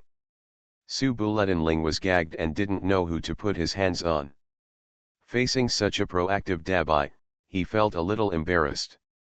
Ning Qingyi frowned, but couldn't say what she wanted to say. Listening to the strange noise, she calmly sat further away and stood up again. Master, let me go back first, you are busy. Ning Yuhi's cheeks were slightly red, and he let go of Su Buling. He shamelessly turned around and pulled Ning Qingyi to him. King Yi, stay here with me tonight. It's not like you haven't kissed him before. What is there to hide? Ning Qingyi showed rare anxiety and embarrassment, and couldn't help but pull Ning Yuhi. Master, what is all this? You were not like this before. Besides, how can Su Buling and I, before marriage, I can't do it? Ning Yuhi was determined to pierce the window paper in the three-person room and become a grasshopper on the same bed. It would be easier to get along with her later, so she naturally did not give up at this time. She persuaded softly. Your Majesty, you are sensible. It's not like you haven't slept together in the same bed. He won't touch you. We just rest together for the night. I'll be bored when you leave. Boring. You tail monster almost burst out laughing that day. Ning Qingyi shook her head. She didn't want to stand by and just stood up to leave. Unfortunately, before he could move, Ning Yu took action. He stood up and hugged King Yi directly to the couch. King Yi, is it possible that you are not even close to your master anymore? You are not an outsider, so you won't mess around, right Ling Er? What can Su Buletin Ling say? It's too late, stop making trouble and go to sleep. Su Buling shook his head and chuckled, then raised his hand to lift up Yu He's skirt. Ning Qingyi's face turned red, her eyes were filled with anxiety and shame. She was hugged by her master and couldn't move. She wanted to say something, but Su Buling blocked her mouth. She tried her best to say something vaguely. Don't do it to me. I'll just accompany you. Good boy King Yi, I'll help you untie your skirt. Oh, you two are really. Hee hee. The autumn rain lingers, and the lake is filled with mist. The small boat floating in the middle of the lake was floating up and down, and in the wind and rain, it was already done unknowingly. The prince is very fierce. Author, Guan Gong Zi. Chapter 717. The heavy rain stopped in the early morning, the red sun rose from the east, and there were still little dewdrops hanging on the trees and flowers in the mountains and fields. Outside Yueyang City, in the huge military camp, civilians pushed grain carts and weapons in and out from time to time. Now that the situation in Chu district has basically stabilized, General Tu Qinchu is leading his troops to confront the Dongyu troops and horses in Ezhu. Because gunboats and other ordnance are still being built vigorously, they cannot be sent to Chu district in a short time. It is considered a stalemate. According to the current situation, apart from the dispatch of food and grass, there is not much going on in the military camp. In the small tent near the handsome tent, Zhongli Jiju got up early and came to the workbench to prepare various medicines. After an autumn rain, the weather became much cooler, and the small beetles that were afraid of the cold and heat were also released, running around like a merry-go-round in the tent. The little sparrows, perhaps upset, flew up from time to time and picked up the little beetles. Then he stuffed it back into the bottle, and pressed the mouth of the bottle with his claws. He only let go of it angrily after receiving a fierce look from Zhongli Jiju. In his busy spare time, Zhongli Jiju occasionally looked outside the tent. Seeing that Su Buling and Ning Yu had not returned yet, his eyes were obviously a little envious. 2 girls and 1 boy went out to play all night, and Zhongli Jiju knew what to do without having to think about it. In my heart, I envied the smelly Taoist nun who could spend the night with my husband. I was also surprised that the smelly Taoist nun dared to take her apprentice and spend the night outside with a man. If she was naked and lying side by side with Chu Chu, moving by herself with her tail. Zhongli Jiju shuddered secretly. Just thinking about such an immoral and daring thing made her feel ashamed. I really don't know how that shameless Taoist nun persuaded King Yi. It would be nice if Chu Chu was so easy to fool. Zhongli Jiju glanced secretly to the side, then quickly lowered his head. Zhongli Chu was making medicine nearby, obviously a little absent-minded, and took the wrong medicinal ingredients several times. Zhongli Jiju initially thought that Chu Chu was also thinking about Su Buling and Xiaoning, but after looking at her several times, she felt that Chu Chu's expression was a bit too abnormal. After hesitating for a moment, she stood up and sat next to Chu Chu and asked, Chu Chu, why are you so distracted today? Su Buling already has strong qi and blood, and he needs warm herbs for nourishment and recuperation. Are you adding so much mountain ginseng and cordyceps to prevent him from fighting with a nosebleed? Oh! Zhongli Chu came back to his senses, looked down at the medicine pot, quickly picked out the extra medicinal ingredients, and said softly, Nothing. He hesitated for a few words, but stopped talking. Zhongli Jiju noticed something was wrong, sat a little closer and said with concern, Chu Chu, I am your master. Why are you hiding something from me? Did you go out with Su Buling last night? What did he do to you? Did he kiss you or touch you? You tell the master and I will deal with him. Zhongli Chuchu shook his head, not knowing what to say. South Vietnam is different from the Central Plains. Shanzai is a small ethnic group. They huddle together for warmth among the barren and steep mountains. Their relationship is much closer than that of ordinary villages in the Central Plains. Moreover, even ordinary villages in the Central Plains are like-minded to the outside world. Chuchu and Jeju both grew up in a village in South Vietnam. Jeju's grandmother was the daughter of the old village owner, and her grandfather was a doctor who escaped from the Central Plains during the war. Their parents practiced medicine in the village all their lives, and finally went to the mountains to gather medicine. Something happened to the medicine, and young Jeju was taken care of by Zaza. When they were young, they were favored by the elders of the village. Now the master and the apprentice are traveling around the world and are considered prosperous outside.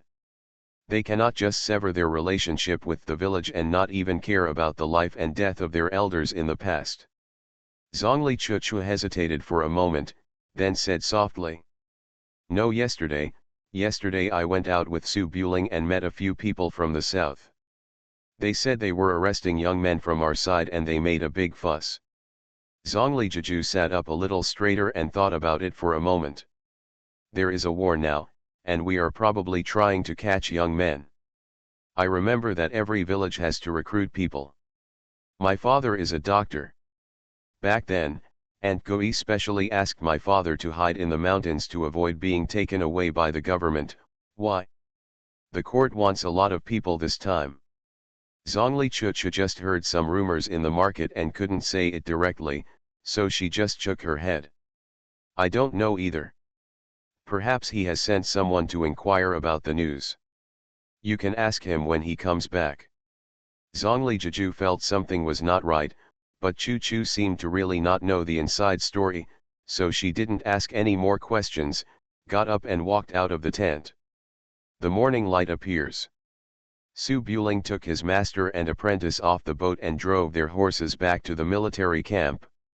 Ning Yuhi and Ning Qingyi rode on the same horse together.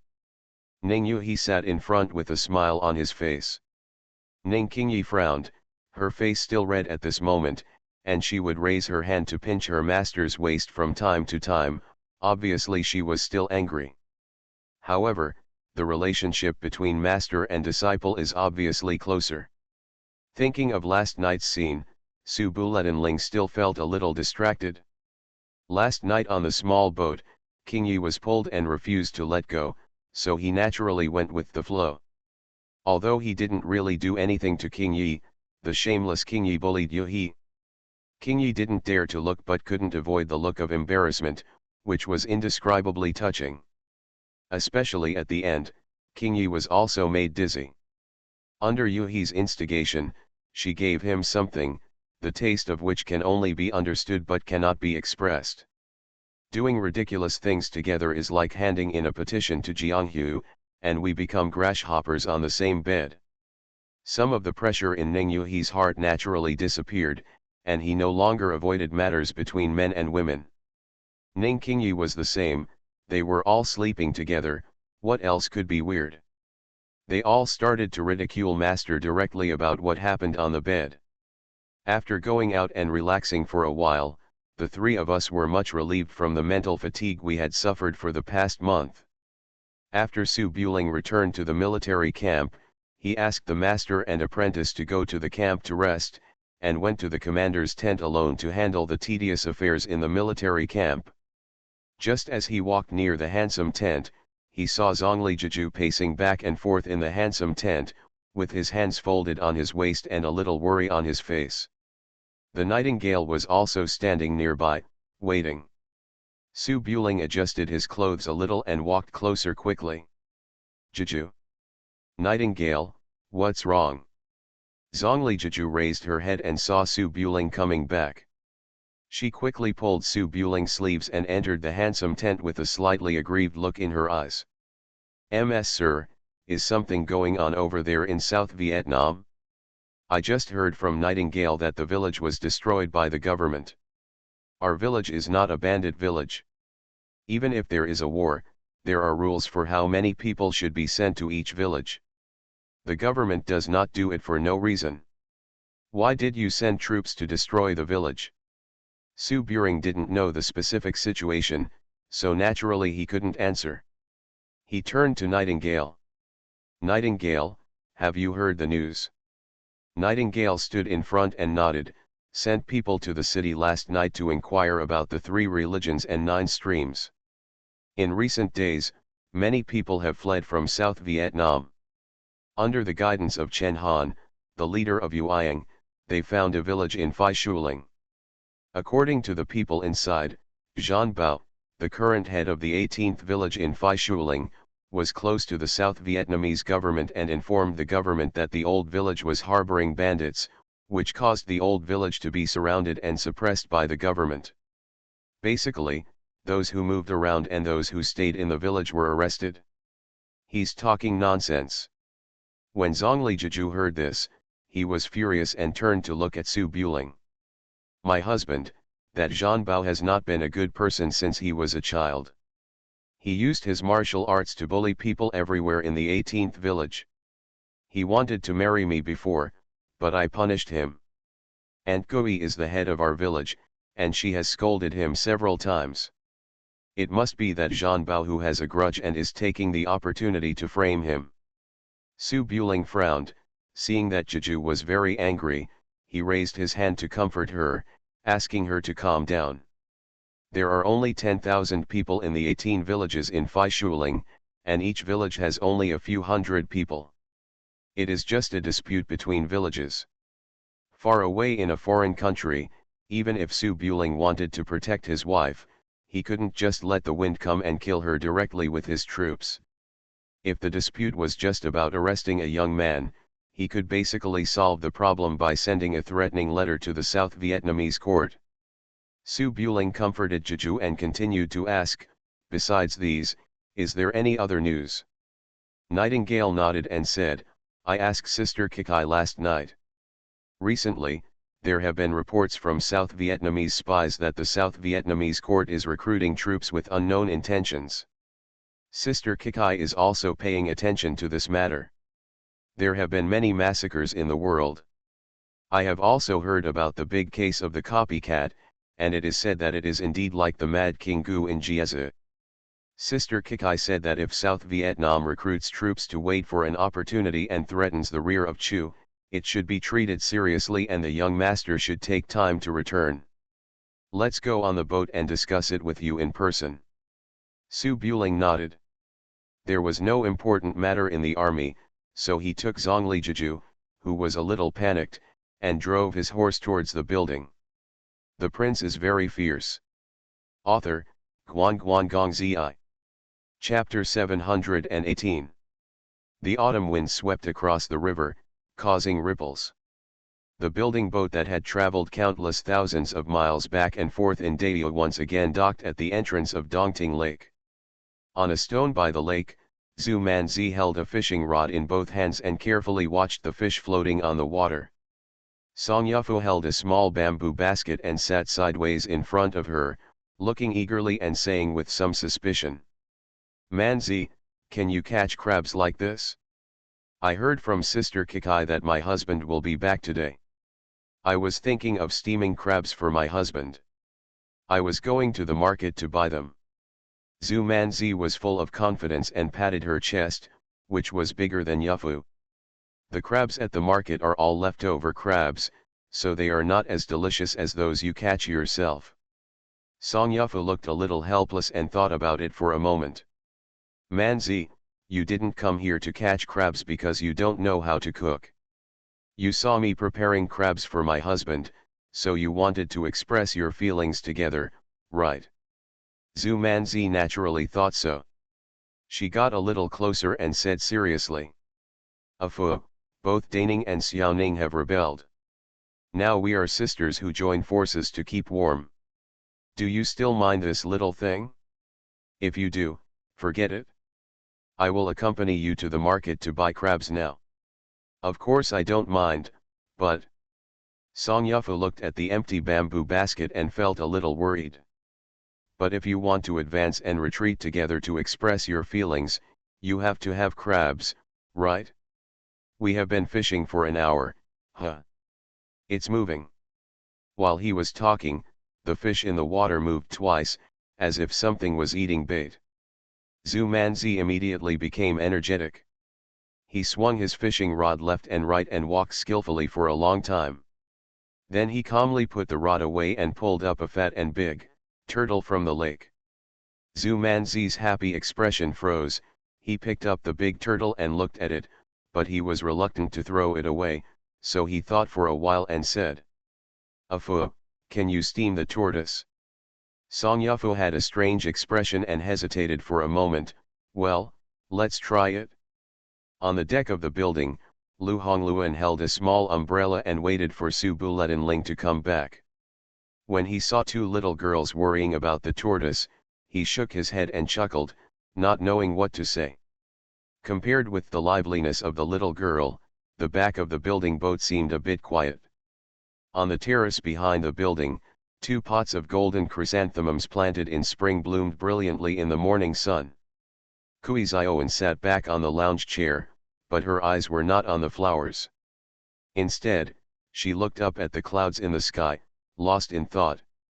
When we left Peach Blossom Valley, the mountains were covered with heavy snow, and the sky and the earth were white. She took an old man and a dog with her, leaving 3 lines of feet on the snow, and walked 2,000 miles. When she arrived at her destination, spring was blooming, and she saw her favorite scenery and the most interesting people in her life. At that time, I thought that I would live in that big sea of flowers for the rest of my life, plant all the flowers, and have no other pursuits for the rest of my life. But not long after living there, I found that the flowers and plants that I once used as sustenance had turned into ordinary flowers and plants. No matter how many and beautiful they were planted, what would happen? Then he left again.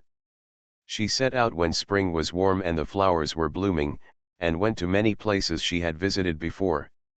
During the heavy rain in midsummer, she returned to the city of Chang'an, which she used as a birdcage. However, when I arrived in Chang'an this time, I didn't feel as depressed as when I entered Chang'an in a sedan chair for the first time. On the contrary, I was quite happy.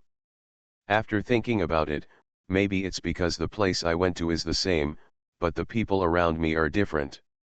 In the blink of an eye, it's autumn again, and spring, summer, autumn, and winter alternate as in previous years. But this time, it seems that I have experienced more things than in the previous 20 years combined. But when I recall it carefully, I can't remember anything. It seems that there is only a man's smile. Under the autumn sun, Kui Zioan was just like in Peach Blossom Valley, leaning on the lounge chair and looking at the clouds, but her heart was not as peaceful as in previous years. It seemed that something was stuck in her heart, which she couldn't see or touch, but it made her feel restless. Having trouble sleeping and eating. In the room behind the terrace, Xiao Xiang'er was playing with small objects at the table. In his spare time, he turned his head and looked at the terrace outside the window. There was a hint of worry in his apricot eyes. Since leaving Ziliang and boarding the building boat, Kui Zioan and Xiao Xiang'er have lived together, and half a year has passed in a flash. After getting a long day and night, Xiao Xiang'er could certainly feel the changes in Kui Zioan. At first, just like in the palace, he didn't care about anything and just liked to do his own thing. Later, he gradually started to be alone in a daze. Every time Su Buling came back, the number of dazes would increase. Until the last time she came back from Chang'an City, Kui Zioan would stare at the sky blankly like this almost every day, not knowing what she was thinking. Before Su Buling left last time, he told her privately that he wanted her to spend more time with Kui Zioan. Kui Zioan liked to live alone and not communicate with others. She had nothing to do on the boat. Being alone in the house was like being in confinement. If you hold it in, you will get sick sooner or later. Xiao Xiang'er kept these words in mind and wanted to spend more time with her nominal daughter-in-law, not even playing mahjong. But even if she stays by Zioan's side, what can she do with her? Besides growing flowers, Xiaowen just likes to listen to stories. No matter how many stories Xiao Xiang'er has in her belly, there will be a time when she has finished telling them, so she can't make them up now. Moreover, Xiaowen seems to have no interest in growing flowers now, and doesn't even care about watering them every day. If she hadn't taken care of them on time every day, the 2 pots of flowers would have died long ago. Kui Xiaowen was sitting on the recliner, motionless, looking very peaceful. But this kind of lifeless tranquility made Xiao Xiang'er even more worried. He just looked over and said that there was nothing wrong with a dead person lying on the terrace. Xiao Xiang'er looked at it for a moment, really afraid that Kui Xiaowen would just lie on the chair and close her eyes. After thinking about it, she picked up the small watering pot, walked to the terrace, and turned her head to look. Kui Xiaowen's eyes moved slightly, and she turned to look at Xiao Xiang'er next to her. Mother. After saying hello, there was nothing more to say. Xiao Xiang'er saw that there was nothing unusual about Kui Xiaowen, and secretly breathed a sigh of relief. With a smile on her face, she watered the 2 flower pots and said casually, Xiaowen, your anus is so beautiful. Speaking of this, Xiao Xiang'er thought of something and secretly cursed Su Buling, and his posture was a bit unnatural. Kui Xiaowen tapped her toes, and the recliner began to shake. She looked at the 2 pots of gorgeous flowers and nodded gently. Yes, my mother likes it so much. Maybe if Bulletin Ling sees it, she should also like it very much. That's what he likes. Xiao Xiang'er pursed her lips, feeling that the topic was a bit crooked, so she skipped it, sat down on the recliner next to her, and said with a smile. Xiao Wan, do you want to agree or not? Kui Xiaowen's expression didn't change much, and she nodded seriously, I must think so. The Queen Mother knows those stories by heart, and he knows more. Xiao Xiang'er was slightly dissatisfied, raised her hand and poked Kui Xiaowen on the shoulder, jokingly. If you dislike me, you will gain less. After telling the story, it is useless, so you start to miss others. How could it be? Kui Xiaowen smiled and stopped thinking about those messy things. Instead, she lay on the armrest and said crisply. Mother, let me tell you. He told me a lot. Seeing that Xiaowen was more lively, Xiao Xiang'er nodded naturally, okay, but I have basically heard all his jokes about coaxing girls. Not necessarily. Has he ever told you about Lao Ai? What he did is similar to him. Su Bulletin ordered his horse to gallop, and at noon, he arrived at the shore where the boat docked. Zhongli Jiju sat behind, holding Su Buling's waist, and kept talking about the village along the way, obviously really anxious. After all, she was his own daughter-in-law. Su Bulletinling felt a little distressed. She comforted her softly, got off her horse and walked quickly towards the ship. Looking up, Xiaowen and Xiang'er were sitting on the deck chairs on the terrace talking. Inside the cabin, Aunt Lu's voice could be heard faintly. The bastard is not so steamy, alas, I'll do it. Su Buling was a little confused, but he had something going on and it was not good to run to find out what was going on right now. He took Zhongli Jiju to the 2nd floor of the building. There are mountains of cases in the study room on the 2nd floor of the building. Xiao Qi is sitting among the sea of books and has been waiting for a long time. Seeing Su Buling and Zhongli Jiju walking in, Xiao Qi didn't say much, she stood up and said. Ms. Sir, things in South Vietnam are a bit strange. Su Buling closed the door. Before he could speak, Zhongli Jiju, who had been worrying about his hometown, said nervously. Sister Kikai, what's wrong? How is the village? Xiao Qi stood up and sat down next to Ruinton. I sent people to inquire last night, and I found that anyone who escaped from Laos who basically knew about Phai Shuling village. It was said that the imperial court was arresting young men. There was a disaster, but other villages sent out people to fight in accordance with the rules. Only the village where Jeju and Chu Chu were located was cleared. The people were only taken away during the clearing, especially a few famous old people in the village, and their whereabouts were unknown. Chu Chu is the eighth leader of the contemporary generation and has a great reputation in the world. He has had contact with Xianggong in Hongshan Lake and Yuzhu in the past. Anyone who wants to inquire will definitely know that Chu Chu is with Xianggong. My husband, do you think there might be someone deliberately spreading news in the dark to lure you or Jeju and Chu Chu to South Vietnam? When Zhongli Jeju heard this, he thought it made sense at first, but after thinking about it carefully he shook his head. This is impossible. There are only a few hundred people in the village, and they are from South Vietnam. No matter how kind my husband is to me and Chu Chu, he can't handle such a small matter personally. He can just send 2 experts there. Su Buling also felt it was a bit far-fetched. Liu's who is thousands of miles away, so going to dinner yesterday was an impromptu decision. Meeting Dongqing was even more coincidental. It was impossible for anyone to make arrangements in advance. And why would a small village in South Vietnam lure him, an invincible evil star, to there? Luring the wolf into the house? However, conspiracy and calculation can only work wonders in places where normal people would not think of it, or would not pay attention to it even if they think of it. If something happens to the village in South Vietnam, Jeju is obviously very anxious and will definitely run back to take a look. If someone kidnaps Jeju or Chu Chu intentionally or not, that can threaten him. Su Buling thought for a moment and then his face darkened. It's not impossible. Who is so bold as to try to hit me on the head? Xiao Qi shook her head. I'm just guessing, it may not be true, but there must be a monster when something goes wrong, so you have to pay attention.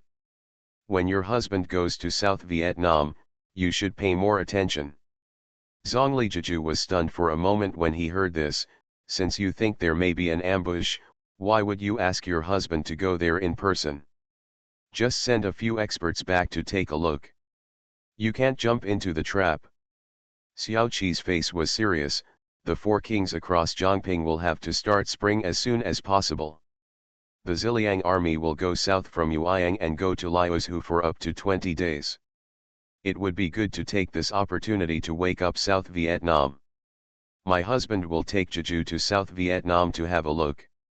And then disappeared. I asked the Ziliang army to follow, and when the time comes, we will go in to find people. If South Vietnam dares to stop them, we can just start fighting. Su Buling blinked his eyes and wanted to say something, but after thinking about it, he decided not to. After all, Nanyu will be attacked sooner or later, and it is not a particularly important place. Since the army is idle, it is no problem to accompany my wife back to her parents' home and destroy it. Zhongli Jeju was a little confused and whispered, Sister Kikai, there is something wrong in the village. Why did you suddenly attack Nanyu? There is no need to make such a big fuss for me, right?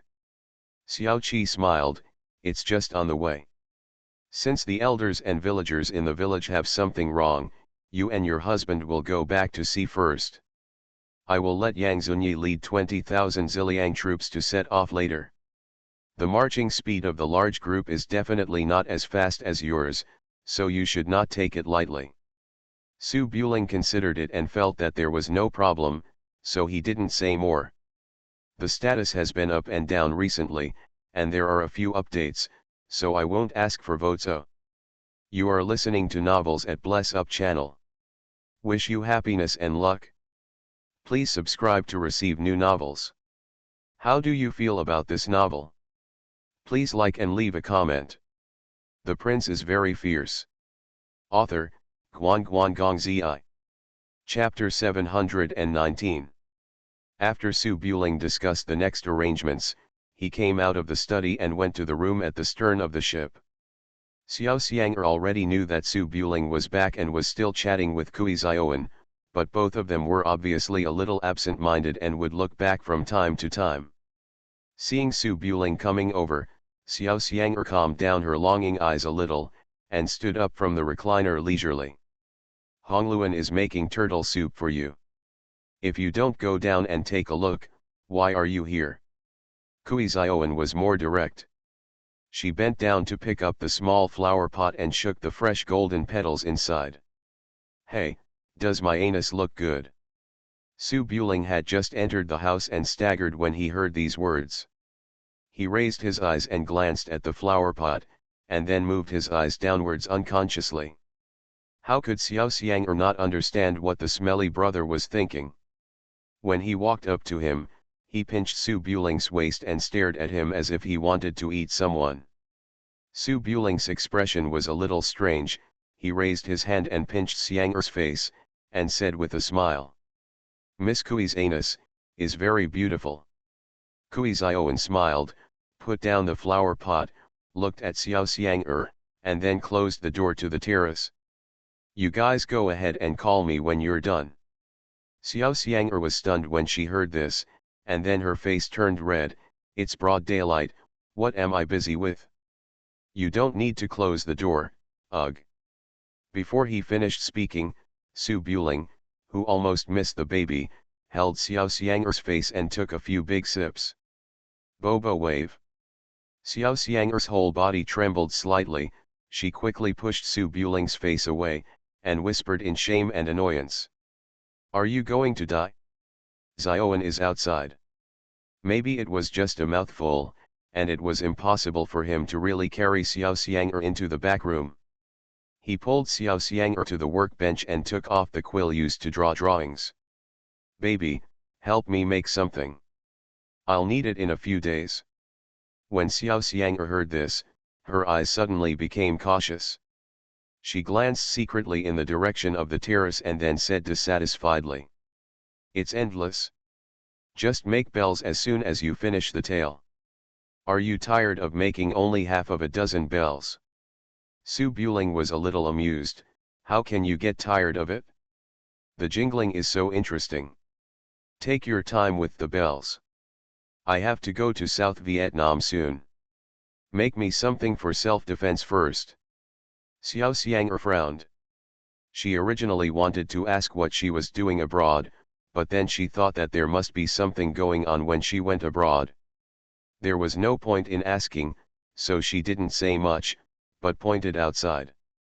"South Vietnam has already left the EU, so we can talk about it for a few months. My sister Hongluan and I have nothing to do. We can stay alone in the boudoir together to relieve boredom. Zioan has been a little weird lately. She is always distracted." "You." When Xiao Xiang'er said this, she felt a little awkward, but she had never been a selfish person, and she had feelings for Xiao Wan after living with her for so long. She hesitated for a moment, and then said, "You have to think of a way. Zioan has come to the ship, and you have killed the emperor. She can't go anywhere else in this life and follow you. You really want to sleep with your mother-in-law and daughter-in-law? I will be angry with you for a few days at most. If I have a lustful heart but no courage, I will end up suppressing Zioan and get sick, and I will feel even more uncomfortable." Whispering close to each other, there are three differences, but they come from the bottom of the heart. Su Buletinling was naturally moved by the baby being so considerate. He raised his arms to hold Xiao Xiang'er and thought for a moment. Relationships can't be compromised. I can't just go and tell Miss Kui that I want to marry her. If I do, I have to find a suitable opportunity. Xiao Xiang'er's almond-shaped eyes widened slightly, and she raised her hand and pinched Su Buling's waist. "I knew you had bad intentions. The fox's tail was exposed, right? Dare you try to trick me?" Su Buling was stunned for a moment, then narrowed his eyes slightly, pressed Xiao Xiang'er onto the quilt, lifted up her skirt, and took the tail from the small wooden box under the bed. "Baby, whose tail is exposed? Let me see." Xiao Xiang'er suddenly panicked and pressed her skirt angrily. "I'm just telling you, I didn't stop you, good brother, don't mess around. Zioan is outside." Su Buletinling was satisfied, put down his sinful hand, and said softly, "The matter in South Vietnam is a bit urgent. I'll go there first and try to get there early and come back early. I'll spend more time on the ship before spring starts. Then I'll take my time." Xiao Xiang'er was lying on the quilt and didn't want to get up. However, her daughter-in-law was outside listening to the room, so she couldn't show off her sex in the daytime.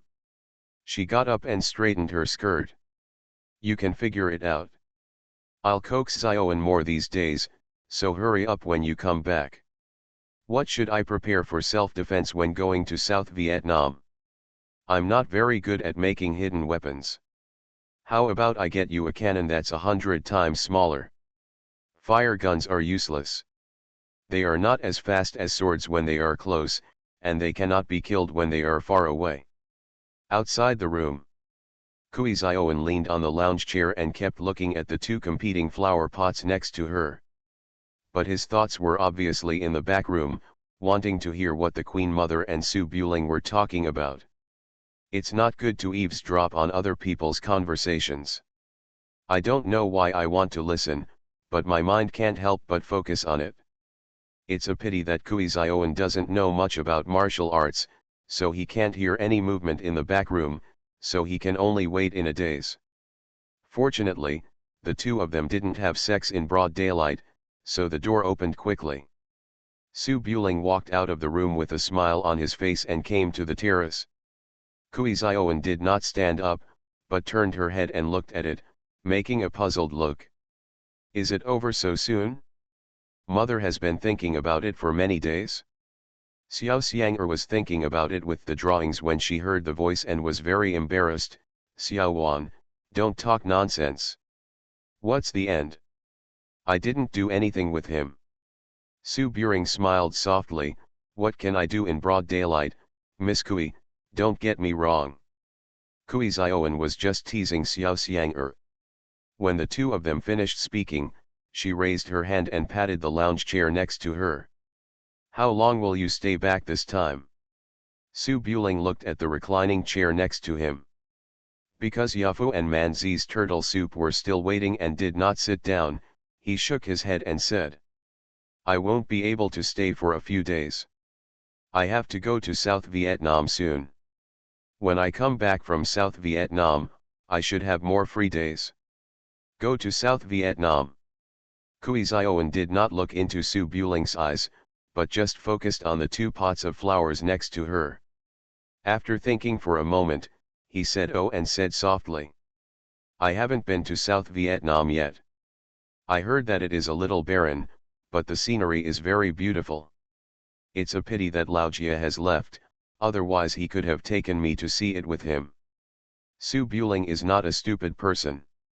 How could he not hear that Xiao Wan wanted to follow him? He put his hand on the back of the recliner and shook it gently twice. There is some trouble in South Vietnam. The situation is unclear. I will clean up the mess first. When things settle down, I will take you and Xiang'er to have a look. It's not far anyway. Kui Xiaoan's eyes flashed with a trace of disappointment. She raised her head and looked at Su Buling behind her. After their eyes met for an instant, she moved her eyes to the clouds in the sky and said softly, I got it, leave early and come back early, have a nice trip. Su Buling rocked the recliner and was silent for a long time. He wanted to say something, but he couldn't think of the right words.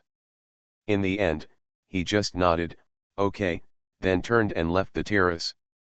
The deck chairs were still swaying, but there was only a single figure left on the terrace. The autumn wind swept over the two lush flower pots, and the golden chrysanthemums swayed gently in the wind. The bright and moving color seemed to have gradually faded a bit because it was approaching late autumn. Kui Xiaoan looked at the sky, lost in thought. After the footsteps disappeared, she looked back and muttered. I advise you not to cherish your gold-threaded clothes, I advise you to cherish your youth. How can you finish the work? Why don't you understand the truth of the poem you said? The voice was faint and had already dissipated in the autumn wind before it even reached the terrace. The prince is very fierce. Author, Guan Guan Gong Zi. Chapter 720. Like the northern Qi dynasty, Nanya was just the name of the Central Plains Empire. The Nanya court still continued the ancient name of Baiyu. Its jurisdiction stretched from Fuzhou in the east to Jiaozhai in the west, stretching for more than 4,000 miles. However, the terrain was narrow and only occupied the coastal line. The actual territory is not that big. The Chen family of Nanyu has a long history. During the spring and autumn period, it became a vassal of the Chu state, the overlord of the Central Plains at that time. Later, it experienced ups and downs.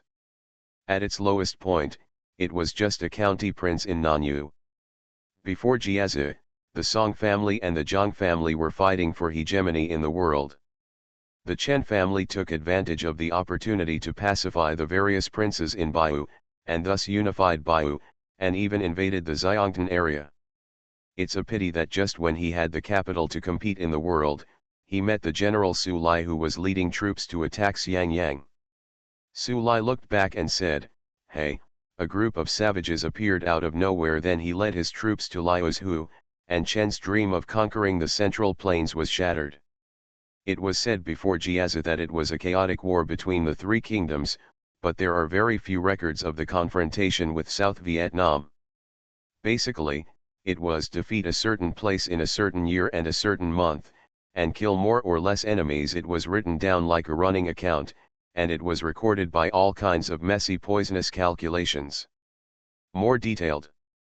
Although it has almost never won a battle against its enemies in the Central Plains Empire, South Vietnam is not as unbearable as the people of the Central Plains imagined.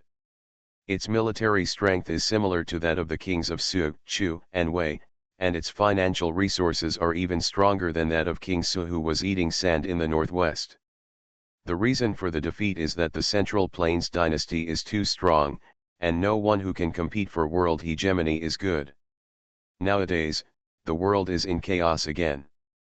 Dayu is divided into Dongyu and Ziyu. One country and two kings are as powerful as fire and water. The northern Qi dynasty has made a comeback and is eyeing the Central Plains. The king of Wei, who was originally used to suppress South Vietnam, has become the emperor of Dongyu, and all the heavy troops under his command have been pulled back to fight against the Ziliang army. The South Vietnam court, located in the corner of the world, naturally sensed the opportunity and began to expand its army aggressively. Taking advantage of the situation when the world is in chaos and focusing on the vast territory of the Central Plains is a vision that every person in power should have. But it was not the monarch of South Vietnam who wanted to recruit strong soldiers at this time. Chen Jin, the monarch of South Vietnam, contracted a serious illness a few years ago and has never recovered from his madness. All political affairs have been handed over to the second Prince Chenju. Chenju, the second prince of South Vietnam, was neither the eldest son nor the legitimate son, so he was not qualified to interfere in political affairs. However, the eldest son died young, and Chenju's biological mother was concubine Zhou, who was once the most beautiful woman in South Vietnam and one of the 8 chief ministers in office. Concubine Zhou died shortly after giving birth to the Prince Chenju. Chen Jin became lovesick and was extremely fond of this son, even making her grandfather, who was born in a poor family, a duke. After Chen Jin contracted a serious illness, it was not surprising that Chenju was able to control the court with the help of his grandfather. No matter how small Nanyu is, it is still a serious country. Although the prosperity of Yangzhou, the capital, is not as prosperous as Chang'an, it is still much better than ordinary states and counties. It's September, and the weather in Yangzhou, the capital of South Vietnam, is still summer. The streets and alleys are crowded with people, and merchants from all over the world gather here. Some of them come from across the sea from Nanyang, and starting from the western regions, they pass through Suzhou, Hexi Corridor, Chang'an, Shudi, tens of thousands of miles of trade routes. The last stop is also here. At dusk, the Angguo mansion was located near Chaohuang Street outside the imperial city. The post envoy who had just arrived from other places quickly ran into the mansion and delivered the mailbox behind him. The staff waiting outside took a look at the letter, then quickly came to the study and knocked on the door. The study is neat and elegant, and looks no different from the mansions of princes, generals, and ministers of the Central Plains. The only difference is that there are 3 bird cages hanging in the window. The ones inside are not the cuckoos and canaries that the wealthy squire likes, but 3 black crows. Standing quietly in the birdcage, watching the staff coming in. On the carved couch in the study room, Zhou Qin, the Duke of Angguo, sat cross-legged with his eyes closed.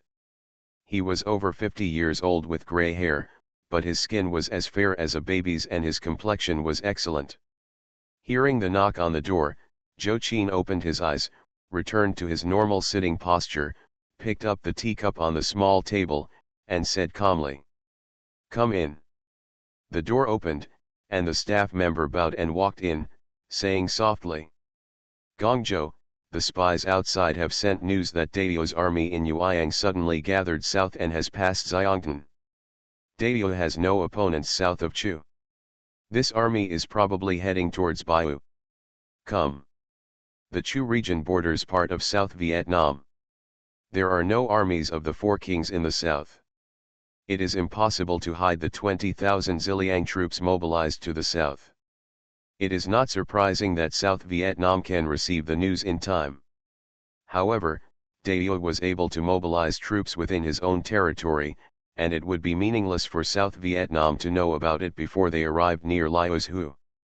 Zhou Qin frowned slightly, raised his hand to take the letter, and glanced at it twice. "Send a letter of confederation to the Dao court. I pay tribute every year in Baiyu. I also recognize the new king of Chang'an City as the lord of the world, and denounce the king of Wei as a traitor who has brought harm to the country. Such a deployment of troops by Prince Su makes it difficult for our court to sit still. And, let the Dao court give us an explanation." The staff nodded and thought for a moment. The Su family of King Su has never been unreasonable in beating people.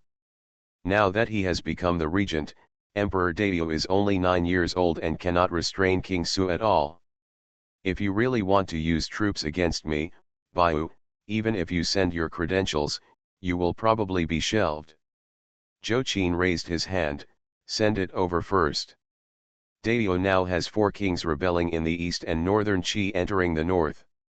Even if they send troops to our court, not many people will come, so there is no need to be worried." The staff thought about it and felt that it was true. If the Dao court fought on 3 sides, and there was Prince Zhou of the northern Qi dynasty behind it, no matter how strong the Ziliang army was, it would not be able to fight on all sides. They probably just noticed that South Vietnam was recruiting troops and sent some troops to scare them. Thinking of this, the staff bowed and left without saying anything more. After the door of the study was closed, Zhou Qin's calm expression disappeared, and he frowned slightly, sitting on the couch and thinking for a moment. Then he stood up, walked to the desk, wrote a note, put it in a bamboo tube, and tied it to the leg of a black crow. "Go to Phi Shuling. Ga." The black crow flew out of the birdcage, circled in the yard, and then rushed towards Liu's Hu in the north. Yanshan area, where Dao and Nanyu meet.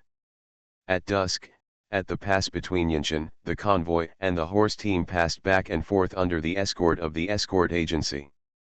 The officers and soldiers of Nanyu stood at the city gate with weapons in their hands, checking the identity of the people entering and leaving. After being almost overthrown by Su Liping a year ago, Nanyu became a vassal of the Song family.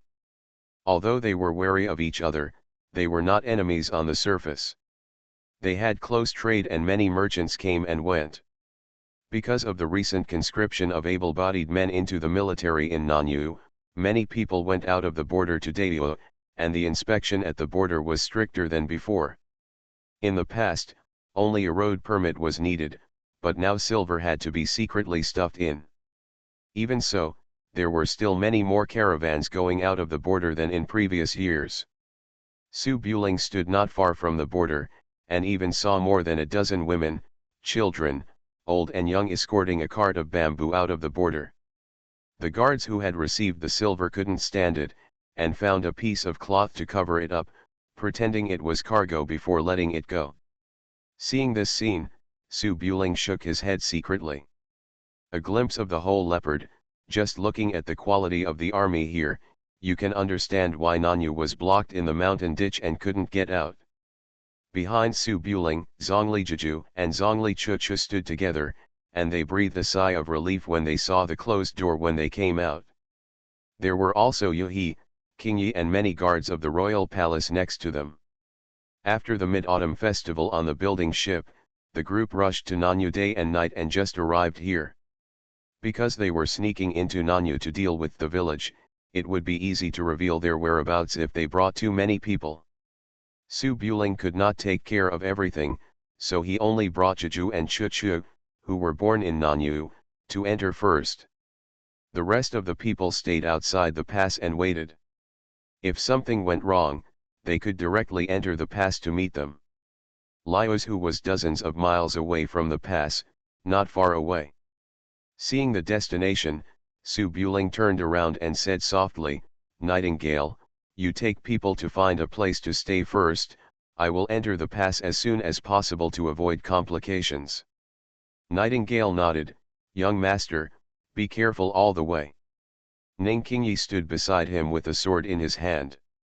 He originally wanted to follow him into the pass and visit Chuchu's hometown together, but entering a foreign country without knowing the details, too many people would indeed easily attract attention, so he just told. Chuchu's martial arts are low and he can't do anything. He is also impulsive, so you should protect him more. The words were caring, but they were obviously not very pleasant to hear. Zhongli Chuchu rolled her eyes. She was used to Ning Qingyi's style of speaking and took it as a concern for her. Ning Yuhi stood beside Qingyi, a little worried. "Ling if you can't handle it, don't be stubborn, and send the little sparrow back to report immediately." Although there are not many heroes in the martial arts world of Nanyu, they are indeed cunning, and there are many masters like the dead woman who are insidious. Zhongli Jiju snorted softly and waved her hand. "Nanyu is my sister's territory, you don't have to worry about it, go back and rest." Su Buling chuckled. Seeing that it was getting dark and it was time to close the door, he didn't say much. After saying goodbye to Yuhi Qingyi, he took Zhongli and his apprentice to the closing door. A cup of tea, a pack of cigarettes, and 3,000 words a day. It's another short day. I've been typing too slowly recently.